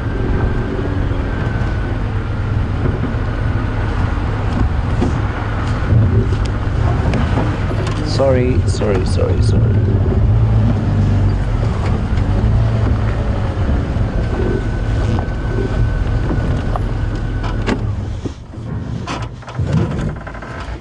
So you saw her sit up there, which is not ideal, because what it means is that I've frightened her slightly, and we've had some questions about whether we are perhaps, or just about how we can be so close to this magnificent predator of Africa, and aren't we too close perhaps?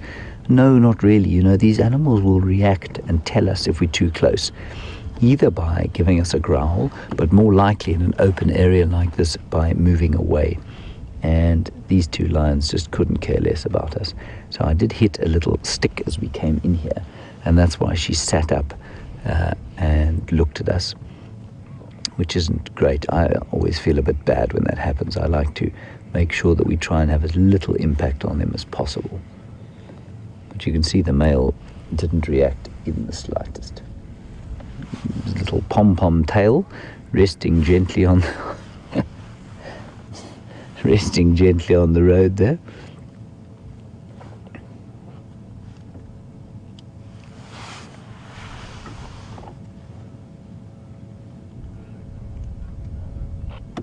Sorry, I just have to, will you excuse me 1 second? I need to be on the radio. Go ahead.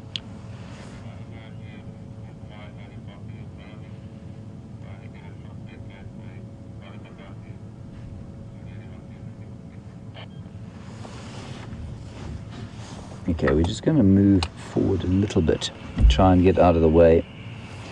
See if we can't get a slightly better picture. Andrew, did you copy that? Copy.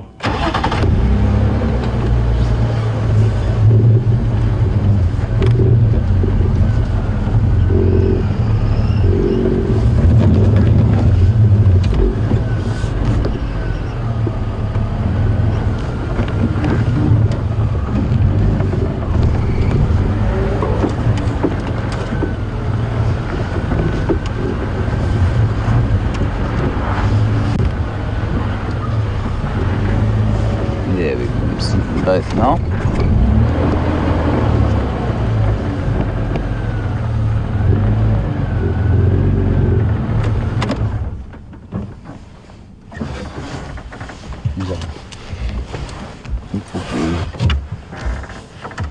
All right, Andy?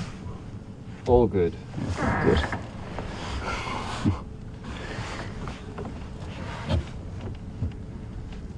We don't spend a huge amount of time around male lions. We have in the last few days. We've been very lucky about that. But but we don't tend to spend a huge amount of time with them because they do roam so widely. So it is wonderful to sit with a big fellow like this and just marvel at his size. I had a question earlier about the Anderson male, and it's so interesting. I've said this before, but whenever people see a male lion or a male leopard, we human beings tend to associate them with being large. Now, even if you've never seen a male lion before or a male leopard, the instant reaction, and I do it myself, despite all my time out here, is to say, wow, he's a big boy, you know, he's a big male leopard or he's a big male lion, despite the fact that we seldom see them next to each other, and so we don't really have a huge amount of reference as to whether they're big or they're small.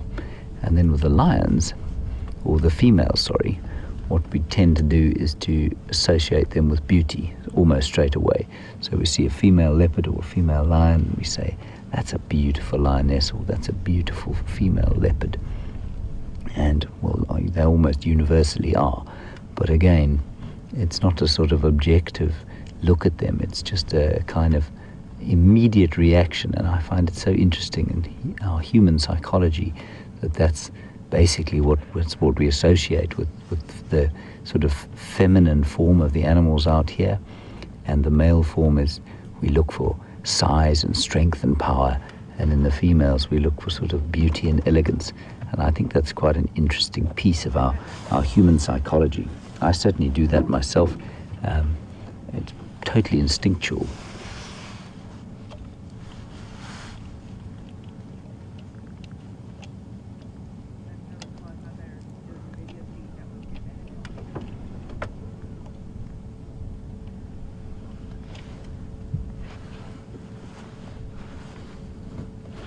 Andrew has now disrobed and is now back on the camera. He's taken off about 7 layers of clothing.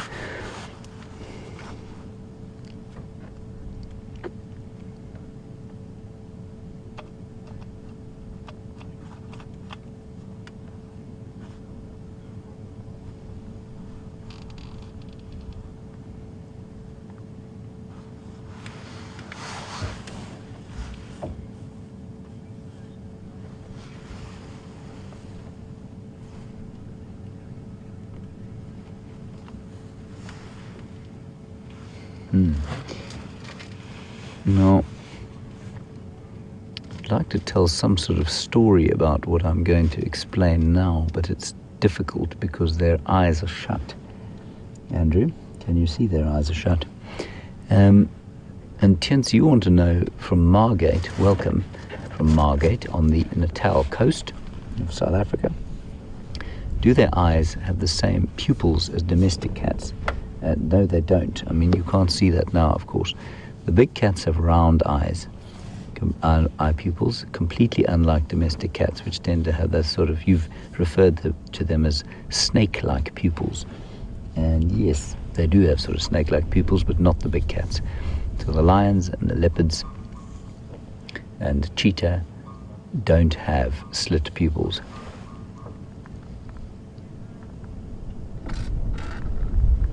This wind is just starting to build now.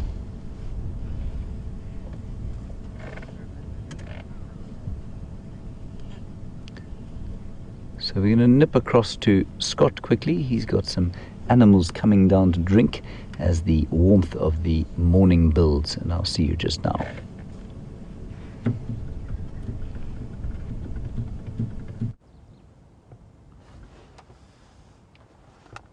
Well, we've arrived at Buffelshoek Waterhole, and initially we thought there was nothing to be seen, but right in this northeastern corner there's a family of Inyala drinking. And you'll now be able to more clearly see how once males become older, this male looks about 2 years old, how much darker chocolate brown he is than the rusty colored females.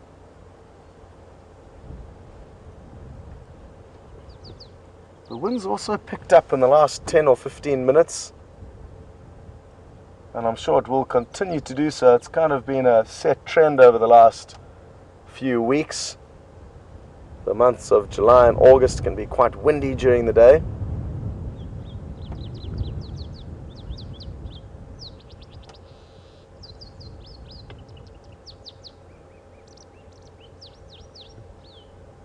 There's a sunbird calling very loudly. I can't see where it is, but that's the bird you can hear calling out.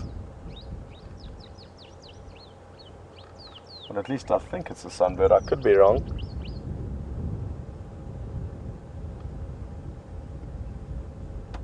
Just going to creep forward a little bit.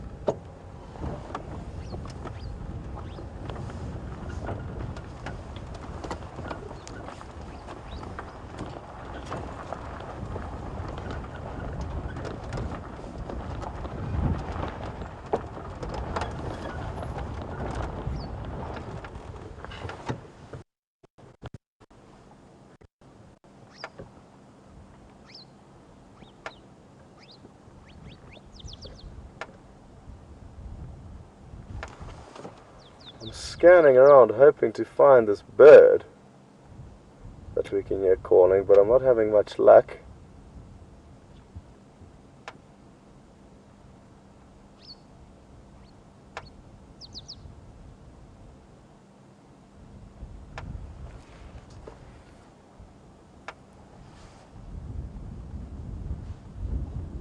I love the way they wag their tails every few seconds, the Inyala. They've got incredibly big bushy tails compared to some of the other antelope out here.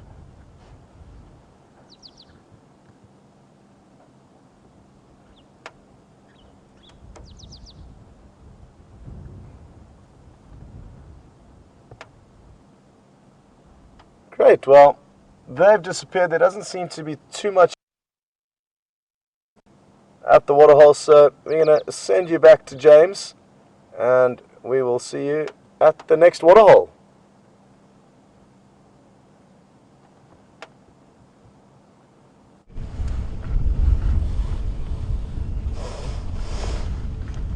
Hello everybody, welcome back to Jiga and the Lions, who have done absolutely nothing since I last saw you. And like I said earlier, I think that the mating period is starting to taper off. They've mated twice since we've been around, and not again. And the last time was probably, what, good, Andrew, what, 35 minutes ago? No, so quite a while back. So I don't think they're doing a huge amount of mating anymore. So let's just give a quick summary. Perhaps you've just joined us, and you're most welcome, of course. And if you have just joined us, what we've been doing is watching this little pride, well, not pride, this little group of mating lions for the last little while, in fact for most of the morning. And they have been mating now for about a week, I think, for that long. And it just seems to be the frequency of the mating now seems to be tapering off. And so what's happened, as I say that,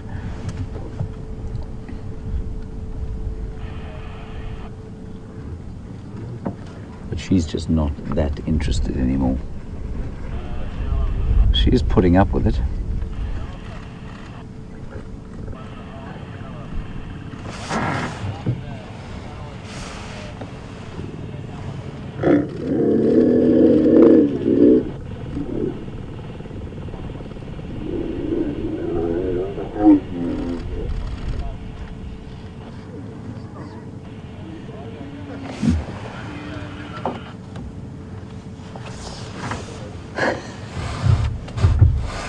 Now, the most amazing thing about that to me right now is how she's not reacting at all anymore. She's not turning around and taking a swat at him. She's just barely waking up and then going straight back to sleep.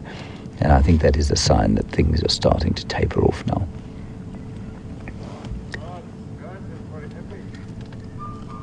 It's still astonishing to see.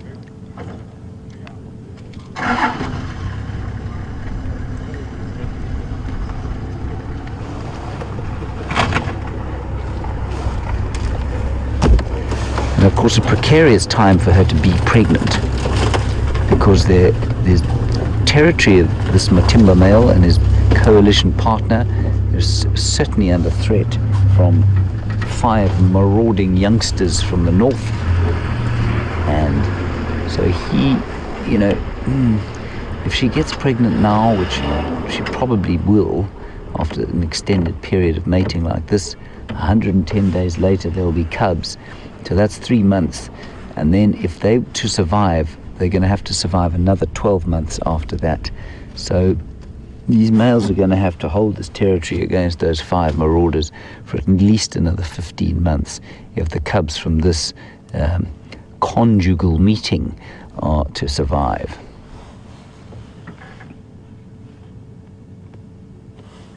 Do you like that term, Andrew? Conjugal meeting. It's a little bit of a big word for me, James. Well, Andrew, your schooling wasn't quite as what it should have been.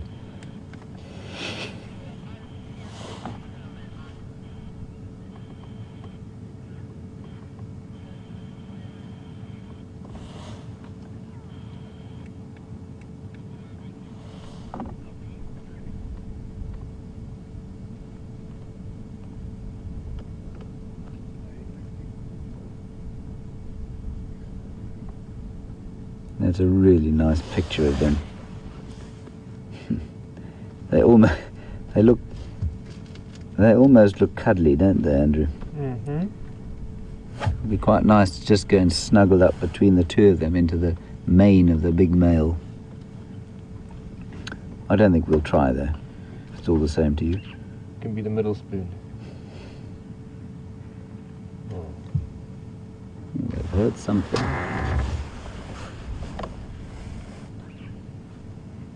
Lions do sleep very soundly, but it never ceases to amaze me how quickly they can wake up if they hear something or smell something on the wind.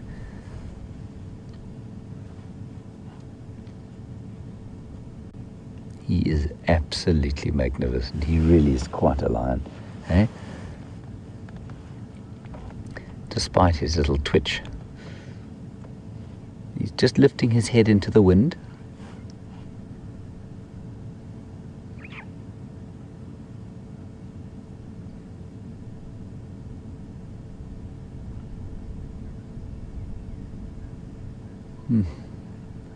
Tiredness is starting to overwhelm him.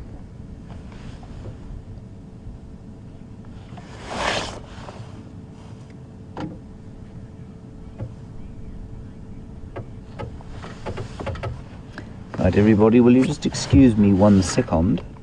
I just need to go back onto the radio. Lee Gutteridge, do you copy? I'm just going to direct somebody in here.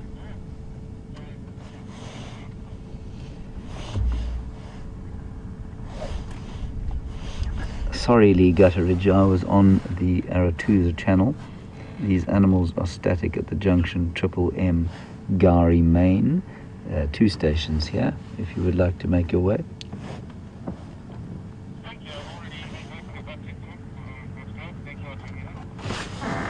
Copy that. So, for those who perhaps don't know, the radio is a very important part of what we do out here.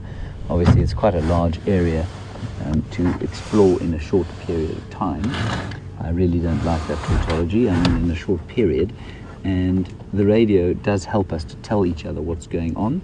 And while we've called Lee in, Lee often calls us in, and Lee operates on Djuma most of the time. He's got a little a training camp, which is quite a nice thing that he does. He trains people in bushcraft and various kinds of wilderness activities that they do out there, which is great.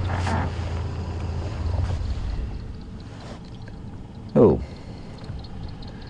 So this is one of the Matimba Males and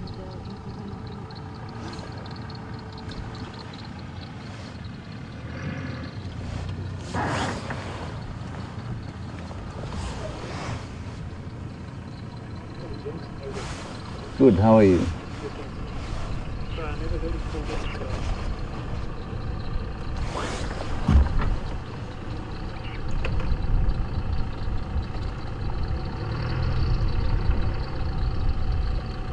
Sorry, that vehicle you can hear is a staff transport trying to get around the sighting.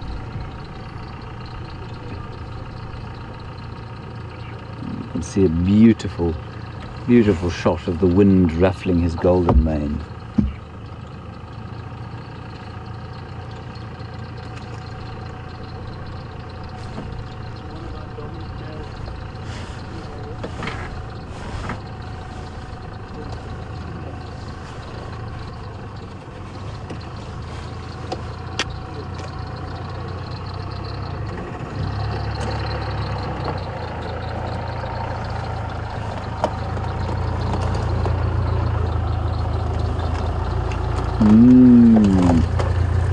So we were just talking about the fact that she will give birth, assuming she's conceived, she will give birth in about 110 days from now. And Naomi, you want to know, how will he know? How will he know that they're his cubs? So, I mean, we talk about infanticide and the fact that strange males kill cubs. Naomi, I'm not sure that I know the exact answer to that. I think there's definitely a familiarity kind of from the sense of smell. They know if other males have been around, and they would know if other males have mated with her, because you've seen the process is not a short one. So it's not like a strange male could come in and do what he needed to do and then leave. So Naomi in Gauteng, which is the sort of economic hub of this part of the world, where Johannesburg and Pretoria are. I'm not sure how. Oh dear, here we go again. Round number 787.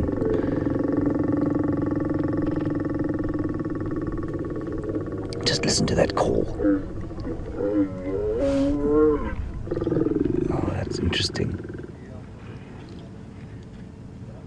So I could see on his teeth there, as she was growling like that, he's got blood on his teeth. And that's obviously from the so-called love bites that he's giving her on the back of her neck. He's obviously managed to draw blood at some stage. But these are very unenthusiastic little efforts that both of them are putting in here. So back to Naomi and Gauteng. You want to know how does he know that they're young, that they're his? I think that there's something to do with the presence of other males. I also think there's a sense of kin recognition, where there'll be a familiarity, in the same way that there's a familiarity about your family in terms of their smell. I'm pretty sure the cubs will have the same sort of familiarity about them to the male.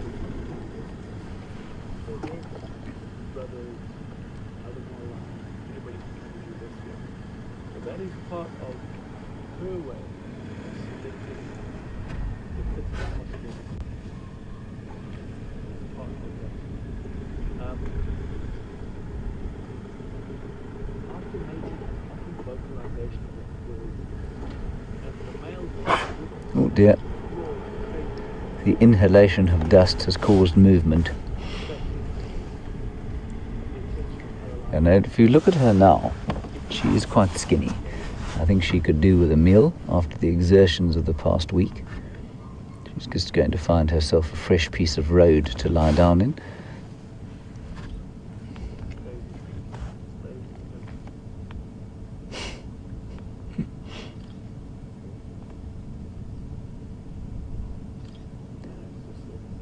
I just want to tell Lee that Sindile is just down the road there, so that he can maybe have a look. Lee, that leopard cub is just down the road on the crest there, on the termite mound to the left. down this road. Yeah. In the main access, isn't it? You could theoretically, exactly, yeah. How far down? About 600 meters. There's a huge termite mound and he's just sitting on the top. Clearly visible from the road. Yeah. I'll be back in a minute. Okay. So Lee's just going to go and have a look and check if Sindile is there. I think she will. He's going to have to get pretty close to the lioness, but I think I don't think she'll react.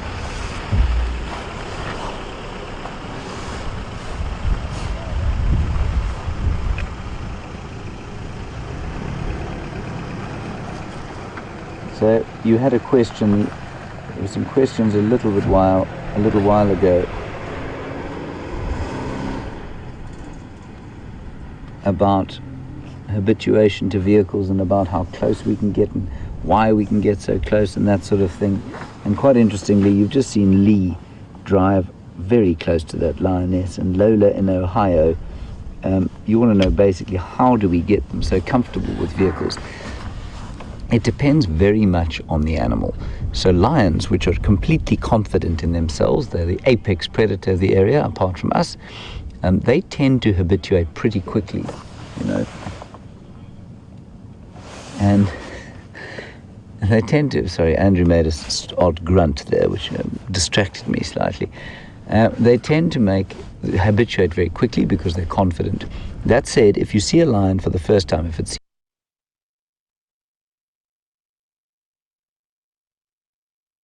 for the first time, it will normally run from quite a distance, but they habituate pretty quickly, and especially in an area like this, these two lions have grown up around cars. So, I mean, he's probably about 10, maybe a bit younger, and she looks to be about 8 to me. And so, you know, they've grown up from very small cubs around vehicles because they've been through the Kruger and they've been in the Sabi Sands and around tourism and ecotourism for a long time. So they're used to it. Leopards take a little bit longer, but again, if they grow up around cars, they generally, as adults, will be completely habituated to vehicles. Now, the herbivores don't tend to ever habituate completely. They do a little bit, but you can never get close to them like you can to the cats or to the wild dogs or the hyenas. And elephants are my favorite sort of example of this. Elephants, you gain their trust. When they first see cars, they can be very nervous, and if you spend time, increasing amounts of time with them, they get used to you, and almost to the extent that they get used to individual vehicles and individual ranges. And I know some guides and rangers who, for some reason, have managed to irritate elephants, and they very seldom are able to get close to them, and others who immediately somehow gain the trust of elephants, and they sort of habituate carefully or more readily to them than others. So nice question, thank you for that, Lola. It's an important one because out here, if we couldn't habituate them, we just see the odd flash running through the bush at high speed or rushing towards us, which is not the best.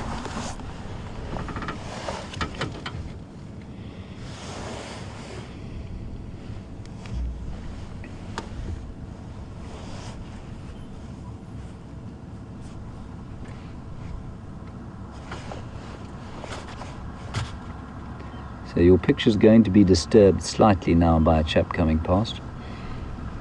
Sorry about that.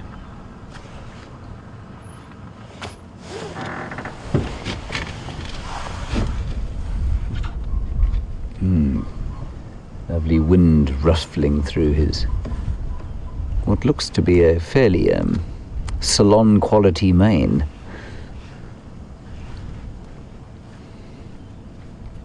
To quote Ron Burgundy.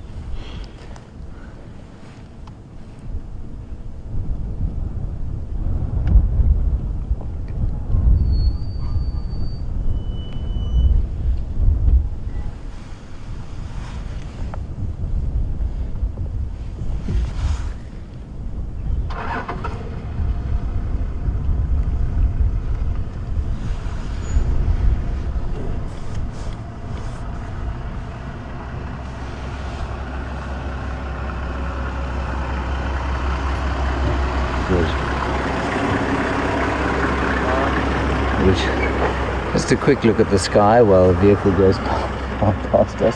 Thank you for that, Andrew. Well done. The mating season, people often think about mating season, and certainly it's very seasonal for the herbivores like the impala and the wildebeest and the kudu even, but with lions it's not seasonal at all. So Sherry, your question about will the same male return to mate with her next year doesn't really apply to the cats. So they will mate very unseasonally any time of the year.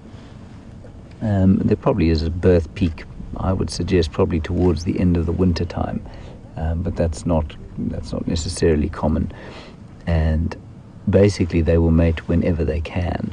So any female that comes into estrus, the dominant male of the area will try and mate with her. And if he isn't mating with her, his coalition partners certainly will.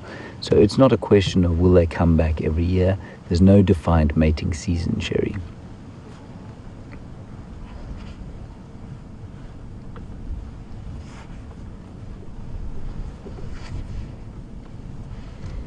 And so the story of this lion sort of, I'm not going to say pride, remember the pride is the females and the babies.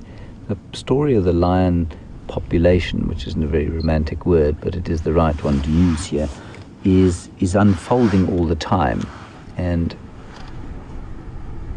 it's quite interesting. I think it's fascinating, in fact, because there's going to be a huge amount of movement in the next little while, and a lot of it centered around Djuma, which is just fantastic for us to see.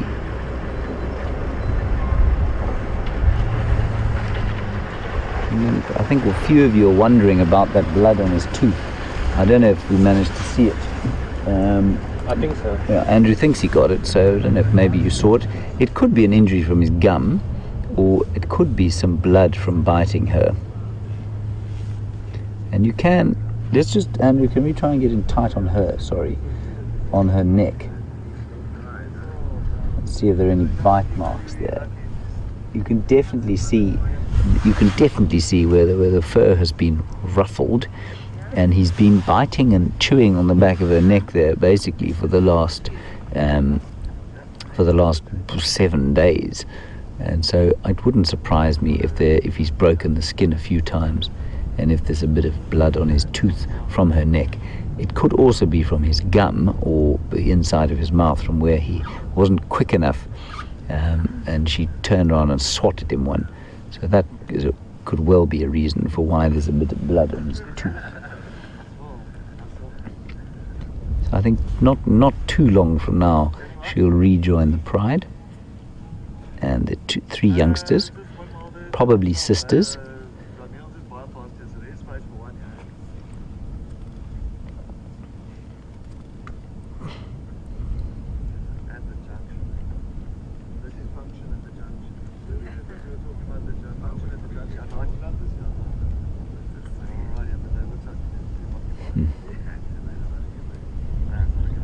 Just amazing for them to be lying way out here in the open doing what they do.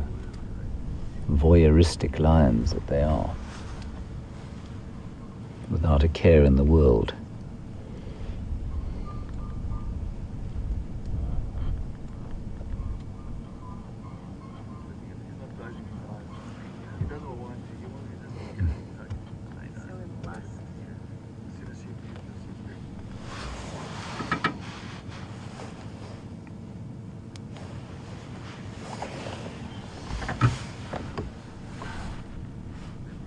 See the enormous nasal cavity there, which is not simply because he's got a big nose.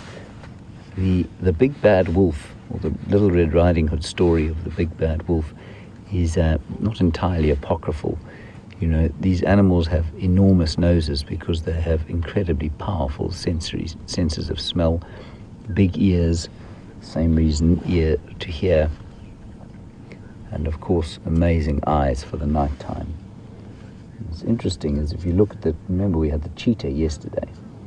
The cheetah we had yesterday has an even bigger nasal cavity. It's probably almost the same size as that lion's, and that's because they need to inhale so much oxygen to maintain that incredible speed that they're able to. Their heart needs to beat so fast, and the muscles have to be oxygenated at such a rate for them to maintain that speed of 100 kilometers an hour when they're chasing, that they need a nasal cavity like that, to the extent that their canines are much shorter proportionately than a big lion like this, or even a leopard.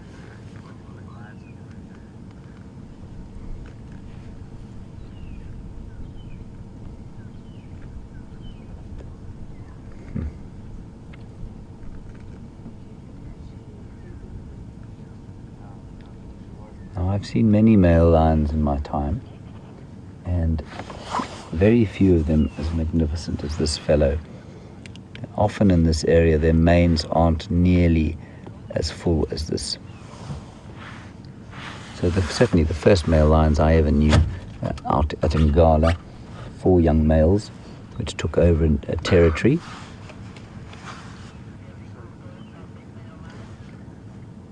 And the young males that I saw, when we first saw them, sorry, I'm just being a little bit distracted by the radio, I'll get right onto you now. The young males that I saw grew into magnificent big males like this, but one of them had a limp, a bit like the other Matimba male does, but much worse. I think he'd actually almost broke his hip as a youngster. And for 4.5 years, he walked around at the back of the coalition of 4 that managed to survive, and he became something of a favorite in the area because of his incredible ability to hang around. But he had a scraggly mane, a bit like Junior's, and Junior's the young male in another pride around here, and he had a very similar kind of look to him that Junior did, except he was obviously much older. And then the other big males grew into magnificent beasts like this, but this guy's mane is the second best mane I've ever seen. The first best was on one of the remarkable lions in Londolozi, and they were called the Sparta Pride, and they were the Sparta males. And these 2 fellows were about 15 years old. Now that for a lion is an exceptional age. In fact, it wouldn't surprise me if those turned out to be the oldest lions on record in an area. Certainly before that, the oldest ever was a 16-year-old in Etosha, as far as I know. And there, the mane on those 15-year-old lions was much longer than this, and it was so long that they sort of lay down, the hair lay down on the back and over the eyes, almost like a sort of, one hates to say it, but almost like Justin Bieber's old haircut. And they had a much dark, but very dark, very black-maned lions. And those are the 2 best manes that I've ever seen. But this guy is pretty close, and if he manages to maintain his dominance in the area, he'll probably develop a beard as impressive as that. I remember being completely amazed when I first saw them. I was a very young ranger, and I'd been invited to Londolozi to just go and have a quick look.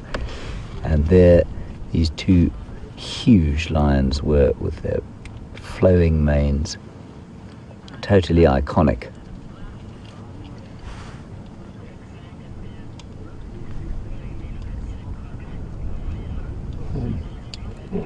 And just on the subject of a salon quality hair, we've had a number of comments about whether or not he should.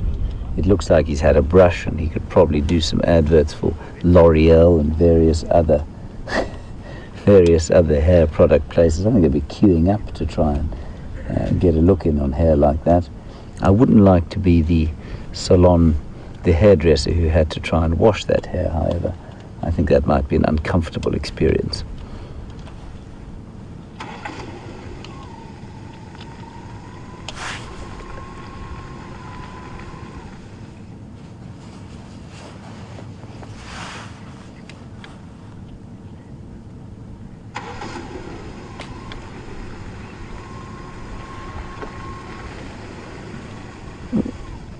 All right, we're going to go across to Scott now and see what he's doing. These 2 lions are doing, well, nothing.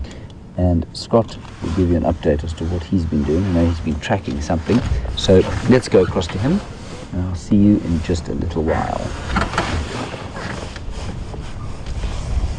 Let's go to some data.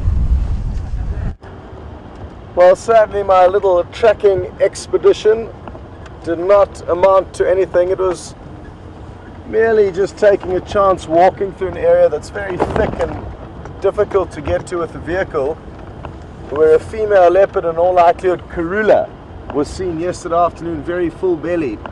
And my theory behind going for the little walk was that because she was full-bellied, there was no surety that she has actually finished her kill.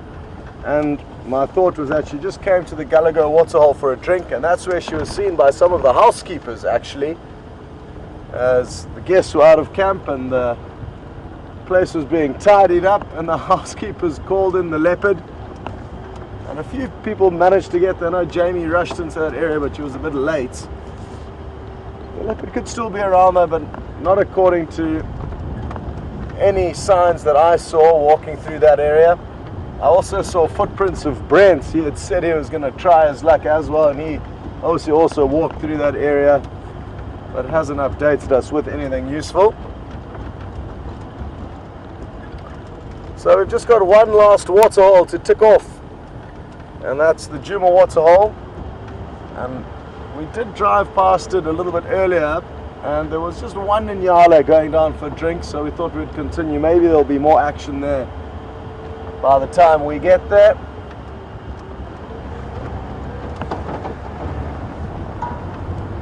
And we're just going past where we started the sunrise safari with that wonderful sighting of the giraffe and the sunrise. I wonder where they've gone from here.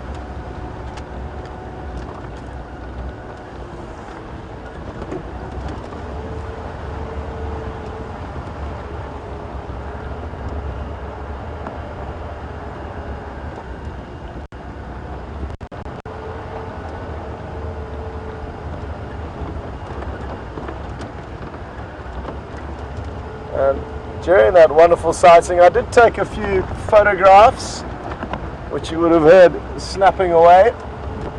And Joyce in Mount Rainier. Now, I have no idea where Mount Rainier is, Joyce, so if you don't mind letting us know where that is exactly, that would be great. And Joyce has asked if I could show you some of the photographs. Well, the best way to do that, Joyce, would be to have a look on my Facebook page, Scott Dyson Safaris, or on Instagram, Scotty D Safari, as I put all my pictures up on there. I haven't been doing too well lately photographically, and therefore have not been uploading many pics. But what I can do is, once we find a shady spot, I'll pull out my camera and show you a few snaps of the giraffe from this morning. They came out fairly decently, I think.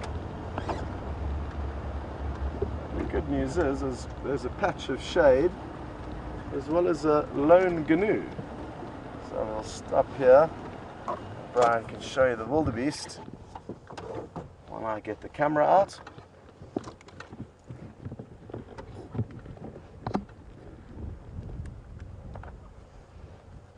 So a lone bull, not uncommon to see them all on their own.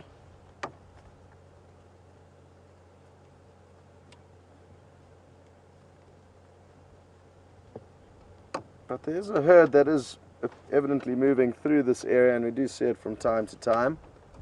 So maybe he's just holding the fort for them.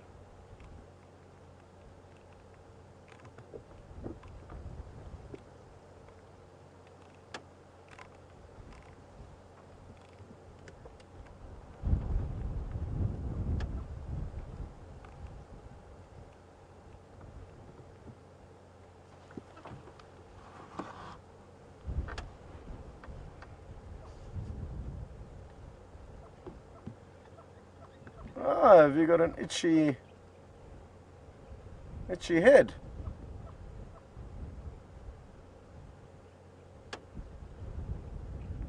Awesome. And I'm told you've got a great close-up view of this big bull. He looks like he's in great condition.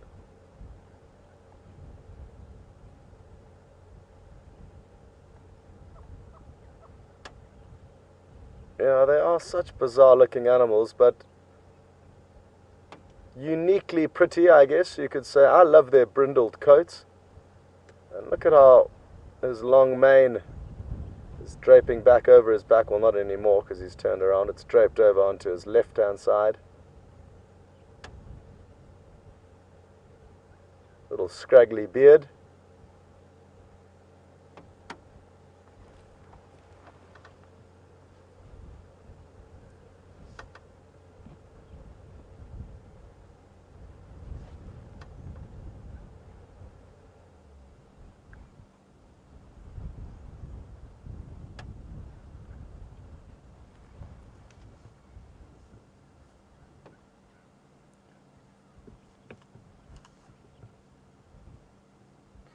Okay, Joyce, well, I've got a picture ready for you now, and I'm sure it's going to be fairly similar to a lot of your wonderful screenshots that I'm told were taken this morning.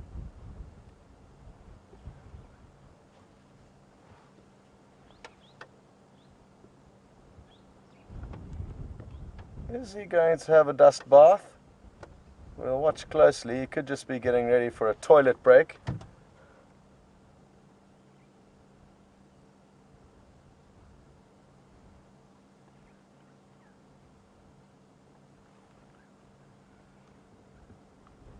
What is your next move going to be, Mr. Gnu?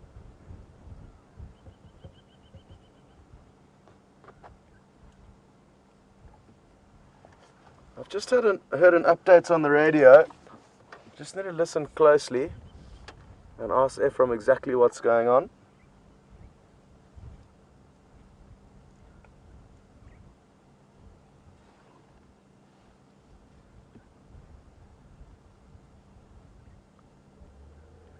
It's an update. All I heard was Mvula, which is a big male leopard. So let me just ask Ephraim now where exactly he is. I think it could be on Buffelshoek, but it still would be nice to know where he is, even if we can't go there. Ephraim, confirm Mvula's on Buffelshoek.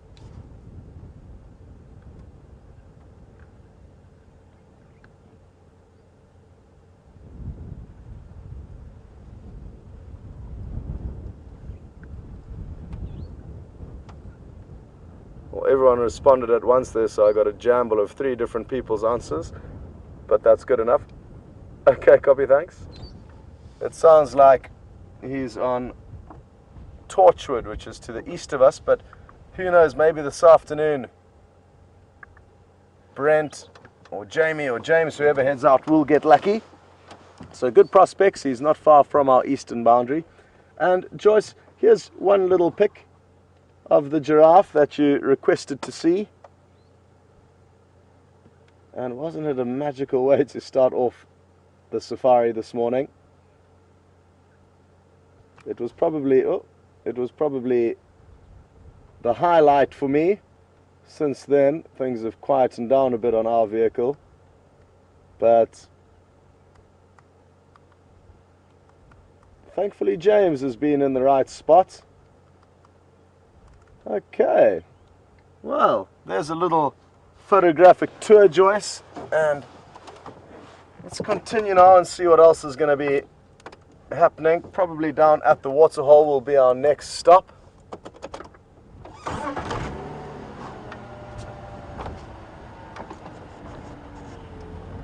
And after the waterhole, I will be heading to Hoedspruit, the nearest town, and then Cape Town, which is a wonderful city. If you've never been to South Africa and are ever planning a trip here, try and make some time to be in Cape Town, especially if you are here over our summer months, as the weather in winter can be a little bit wet and rainy and windy, but it still is a magical city. A lot of wilderness in and around the Cape. There's the massive Table Mountain, which the whole city basically envelops, and you've got this wonderful wilderness where you can go hiking up on the mountain and see a little bit of wildlife. There's not too much. You do see caracal from time to time, or a lynx, which is an awesome cat. I can actually show you one. They do occur here. I've never seen one in the Sabi Sands, but they are here.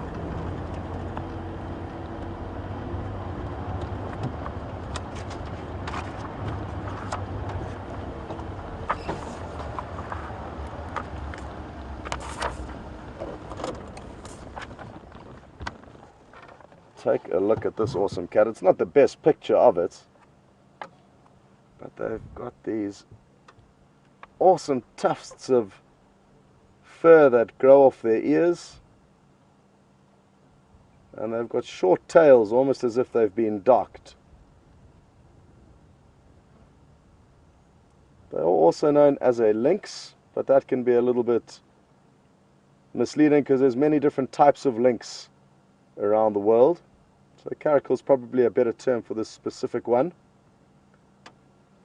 And you get those up on Table Mountain, porcupine, rock hyraxes, the chukma baboon, and quite a lot of bird life, but beautiful vegetation called fynbos, lots of protea flowers. Okay. Basically though, it's a city with a lot of great wilderness on its doorstep, which is what I love about it.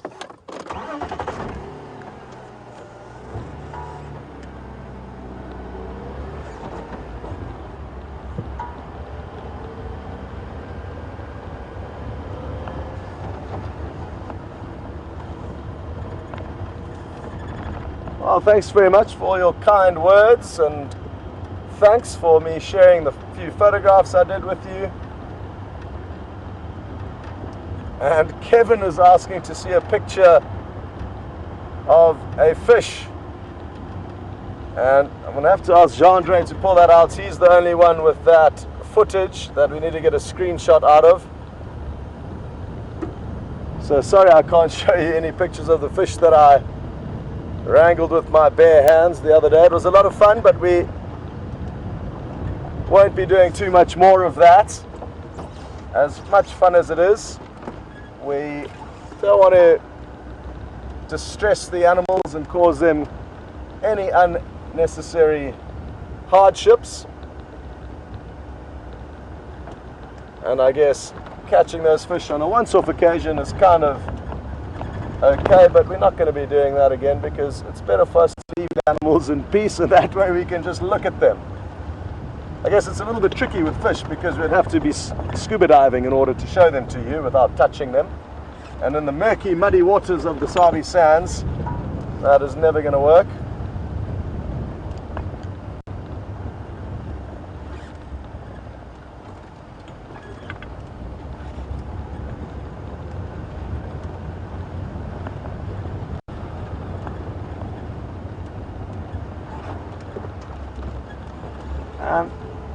Back to the updates on Mvula earlier. He's to the east of us, which is his typical territory. He has always stretched further east of us and further north of us.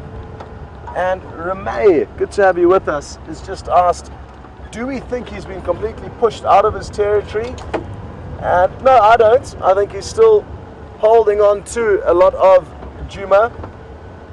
And him and Tingana, for the time being, are just overlapping on Djuma. But it's by no means over and done with the battle between him and Tingana and Anderson. I think there's still a lot to play out there. And I'm fairly confident we will be seeing Mvula back on Djuma over the coming months. I'm almost certain that he's not gone for good.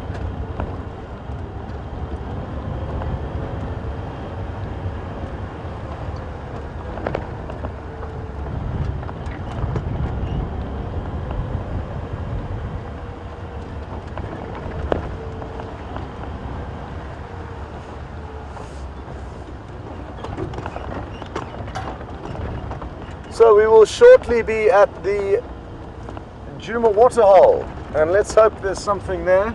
I wonder where the saddle-billed storks have gone. I haven't seen them for a while now, so maybe they've found a easier hunting ground elsewhere where they are not getting their kills poached by the African fish eagle, which is a problem I think they're encountering here.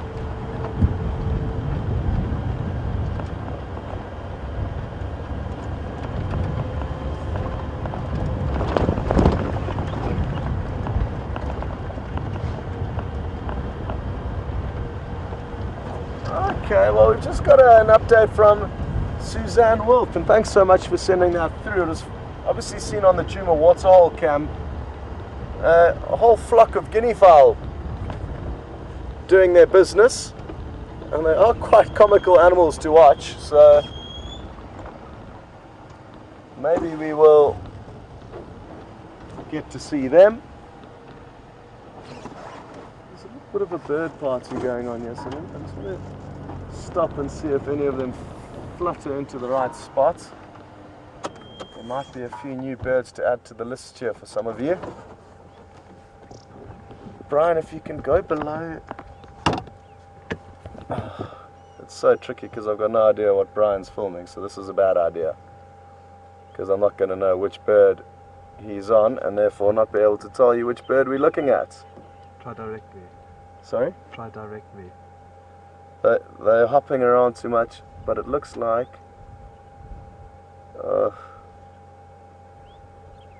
there's the one that with a long tail. Now that's the rattling testicular that we so often hear calling out,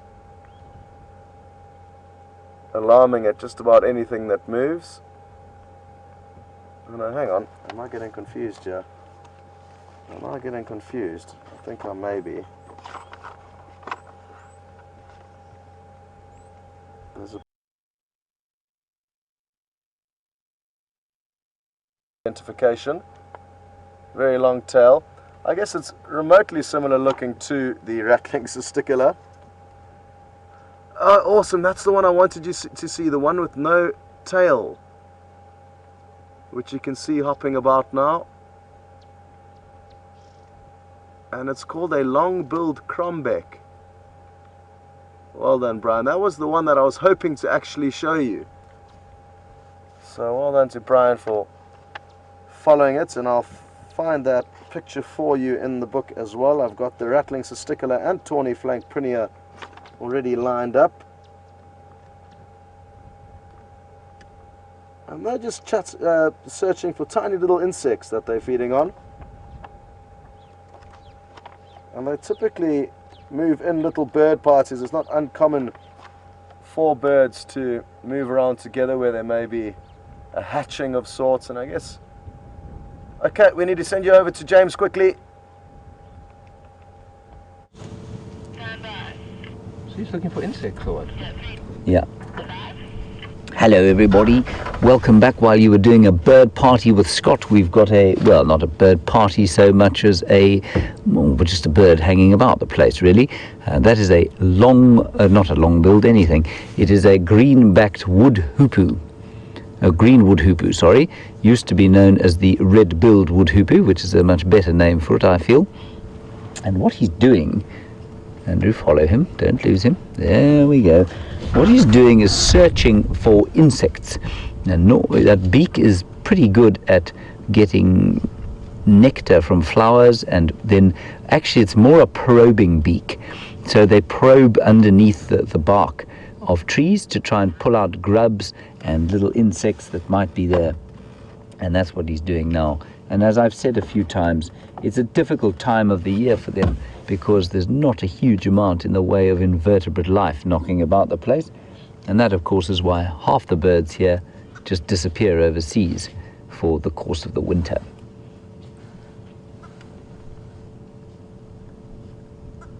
And that's him calling there. They're known in they're known sort of in Zulu as mahlega bafazi, and guhlega is to laugh, and abafazi are women, and when you hear them calling together you can see why they get that name. Mahlega bafazi means the laughing or cackling women, and that's what they sound like when they call.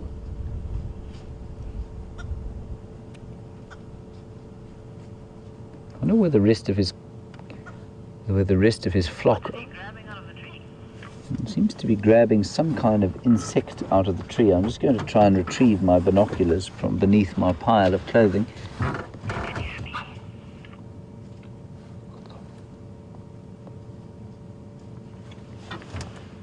I can't see what he's getting, but that beak is very good at probing beneath the surface of the bark.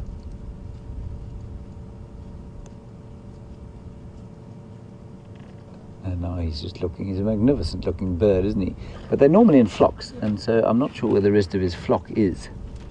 There are a couple of long-tailed shrikes flitting about the place. Maybe he's confused himself and that's what he thinks he is. Anyway, that was the green wood hoopoo. There he is. Alright, so we'll quickly go back to Scott's bird party so that you can see what else there is, and I'll continue on my merry way. See you just now.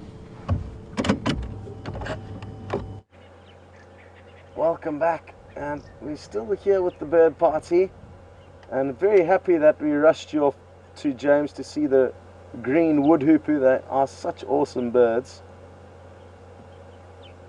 as are so many of them. Sadly, a lot of them are too small and too skittish and nervous for us to show you very often.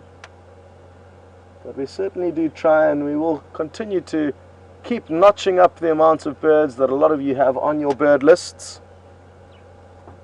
And if you haven't started yet, we have got spies all over the world making sure that everyone is doing their bird list, and if you don't, your connection to Safari Live will be cut off.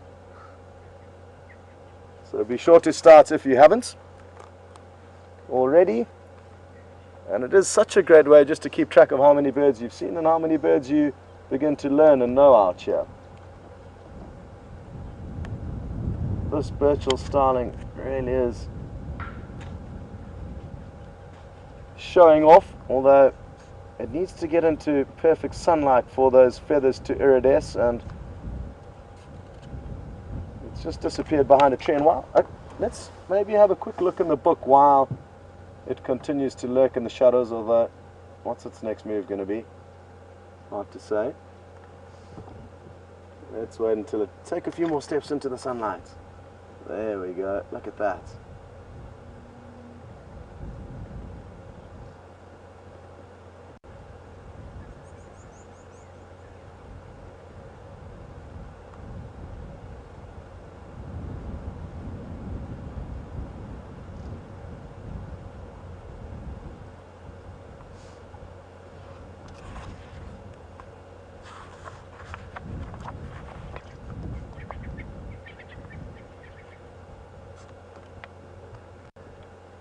Okay, well, I've got the long-billed crombec in the book here. It's quite an easy bird to distinguish from others because, as you would have seen, it didn't really have a tail. And it's got this rufous belly, and the fact that it's got a very, very short tail or non-existent tail makes it quite easy to identify. So that was the long-billed crombec, the one that I was hoping to show you that Brian thankfully found you. Then I'm going to flip over quickly to the rattling cisticola, which I unacceptably misidentified when I called the tawny flanked prinia, the individual that we first saw with that very long tail. So that was two birds that you could hopefully add to your list, some of you.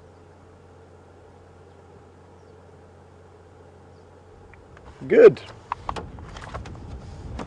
So we're just going to pop up onto the dam wall and see what's going on here. I can see a few nyala. It looked like they may be heading down for a drink, or maybe we will find the guinea fowl that Suzanne alerted us about.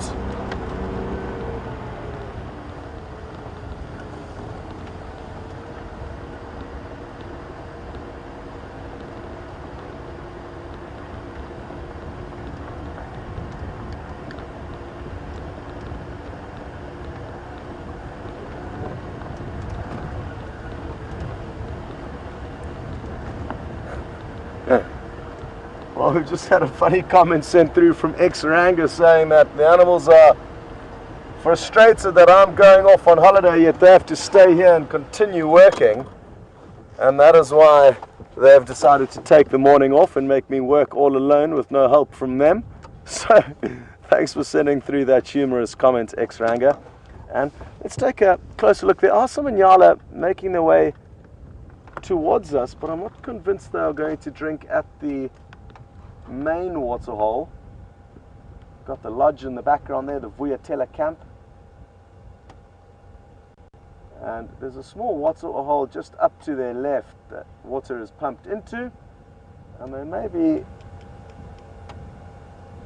leaning towards going there for a drink, but only time will tell.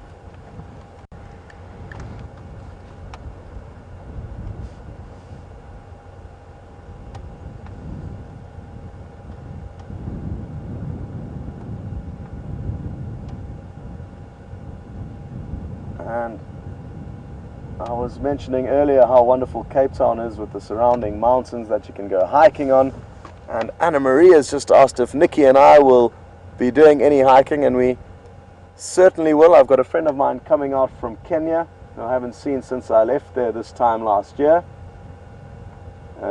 Look forward to taking him on a few trails up on Table Mountain, as well as a few adventures in my hometown around Durban.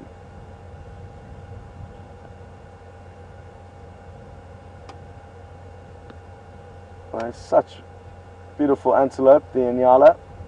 Great to see them in these open clearings from time to time, because they are so very often in thick bush. Well, sadly, folks, I am having to now say goodbye to all of you and the animals here. It's bittersweet, obviously great to be going on leave, looking forward to seeing friends and family, but to be leaving a place as wonderful as this, and to be leaving you all behind, is a little bit sad. So what can you do? I'm sure James and Jamie and Brent are going to do a good job of taking you guys all on some wonderful safaris over the next couple of weeks. And you can also look forward to Steph possibly leading a few drives during that period. So there's a few changes which you can all look forward to. But thanks so much for all your help, comments, questions, and support following the show. And a big thanks to Brian on camera, and to Nikki and Lou in the final control. We are going to say goodbye and send you back to James. We will see you all in 2 weeks.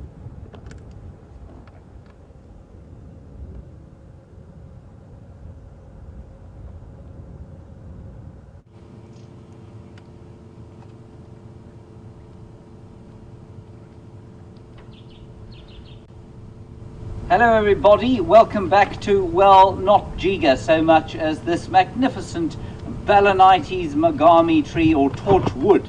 Now you may ask yourself, and well you might, why I am sitting in this tree.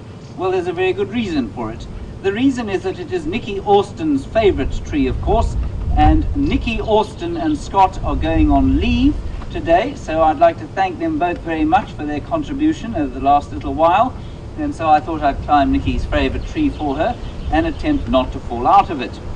It's been a particularly wonderful morning, beautiful lions, lovely sandila, and Scott's found some very interesting smaller things. Thank you to Andrew on the camera, thank you to Nikki and Louise in the final control, which is our major control room, and of course to Scott and Brian on the other vehicle. Wonderful to have all of your questions and your comments. Thank you for them. We appreciate them all the time. It's been a wonderful morning, and we will see you later on this afternoon. It will be me and probably the inimitable Brent Leo Smith. So from a sunny, wonderful winter South Africa, we'll see you later on. Thank you very much.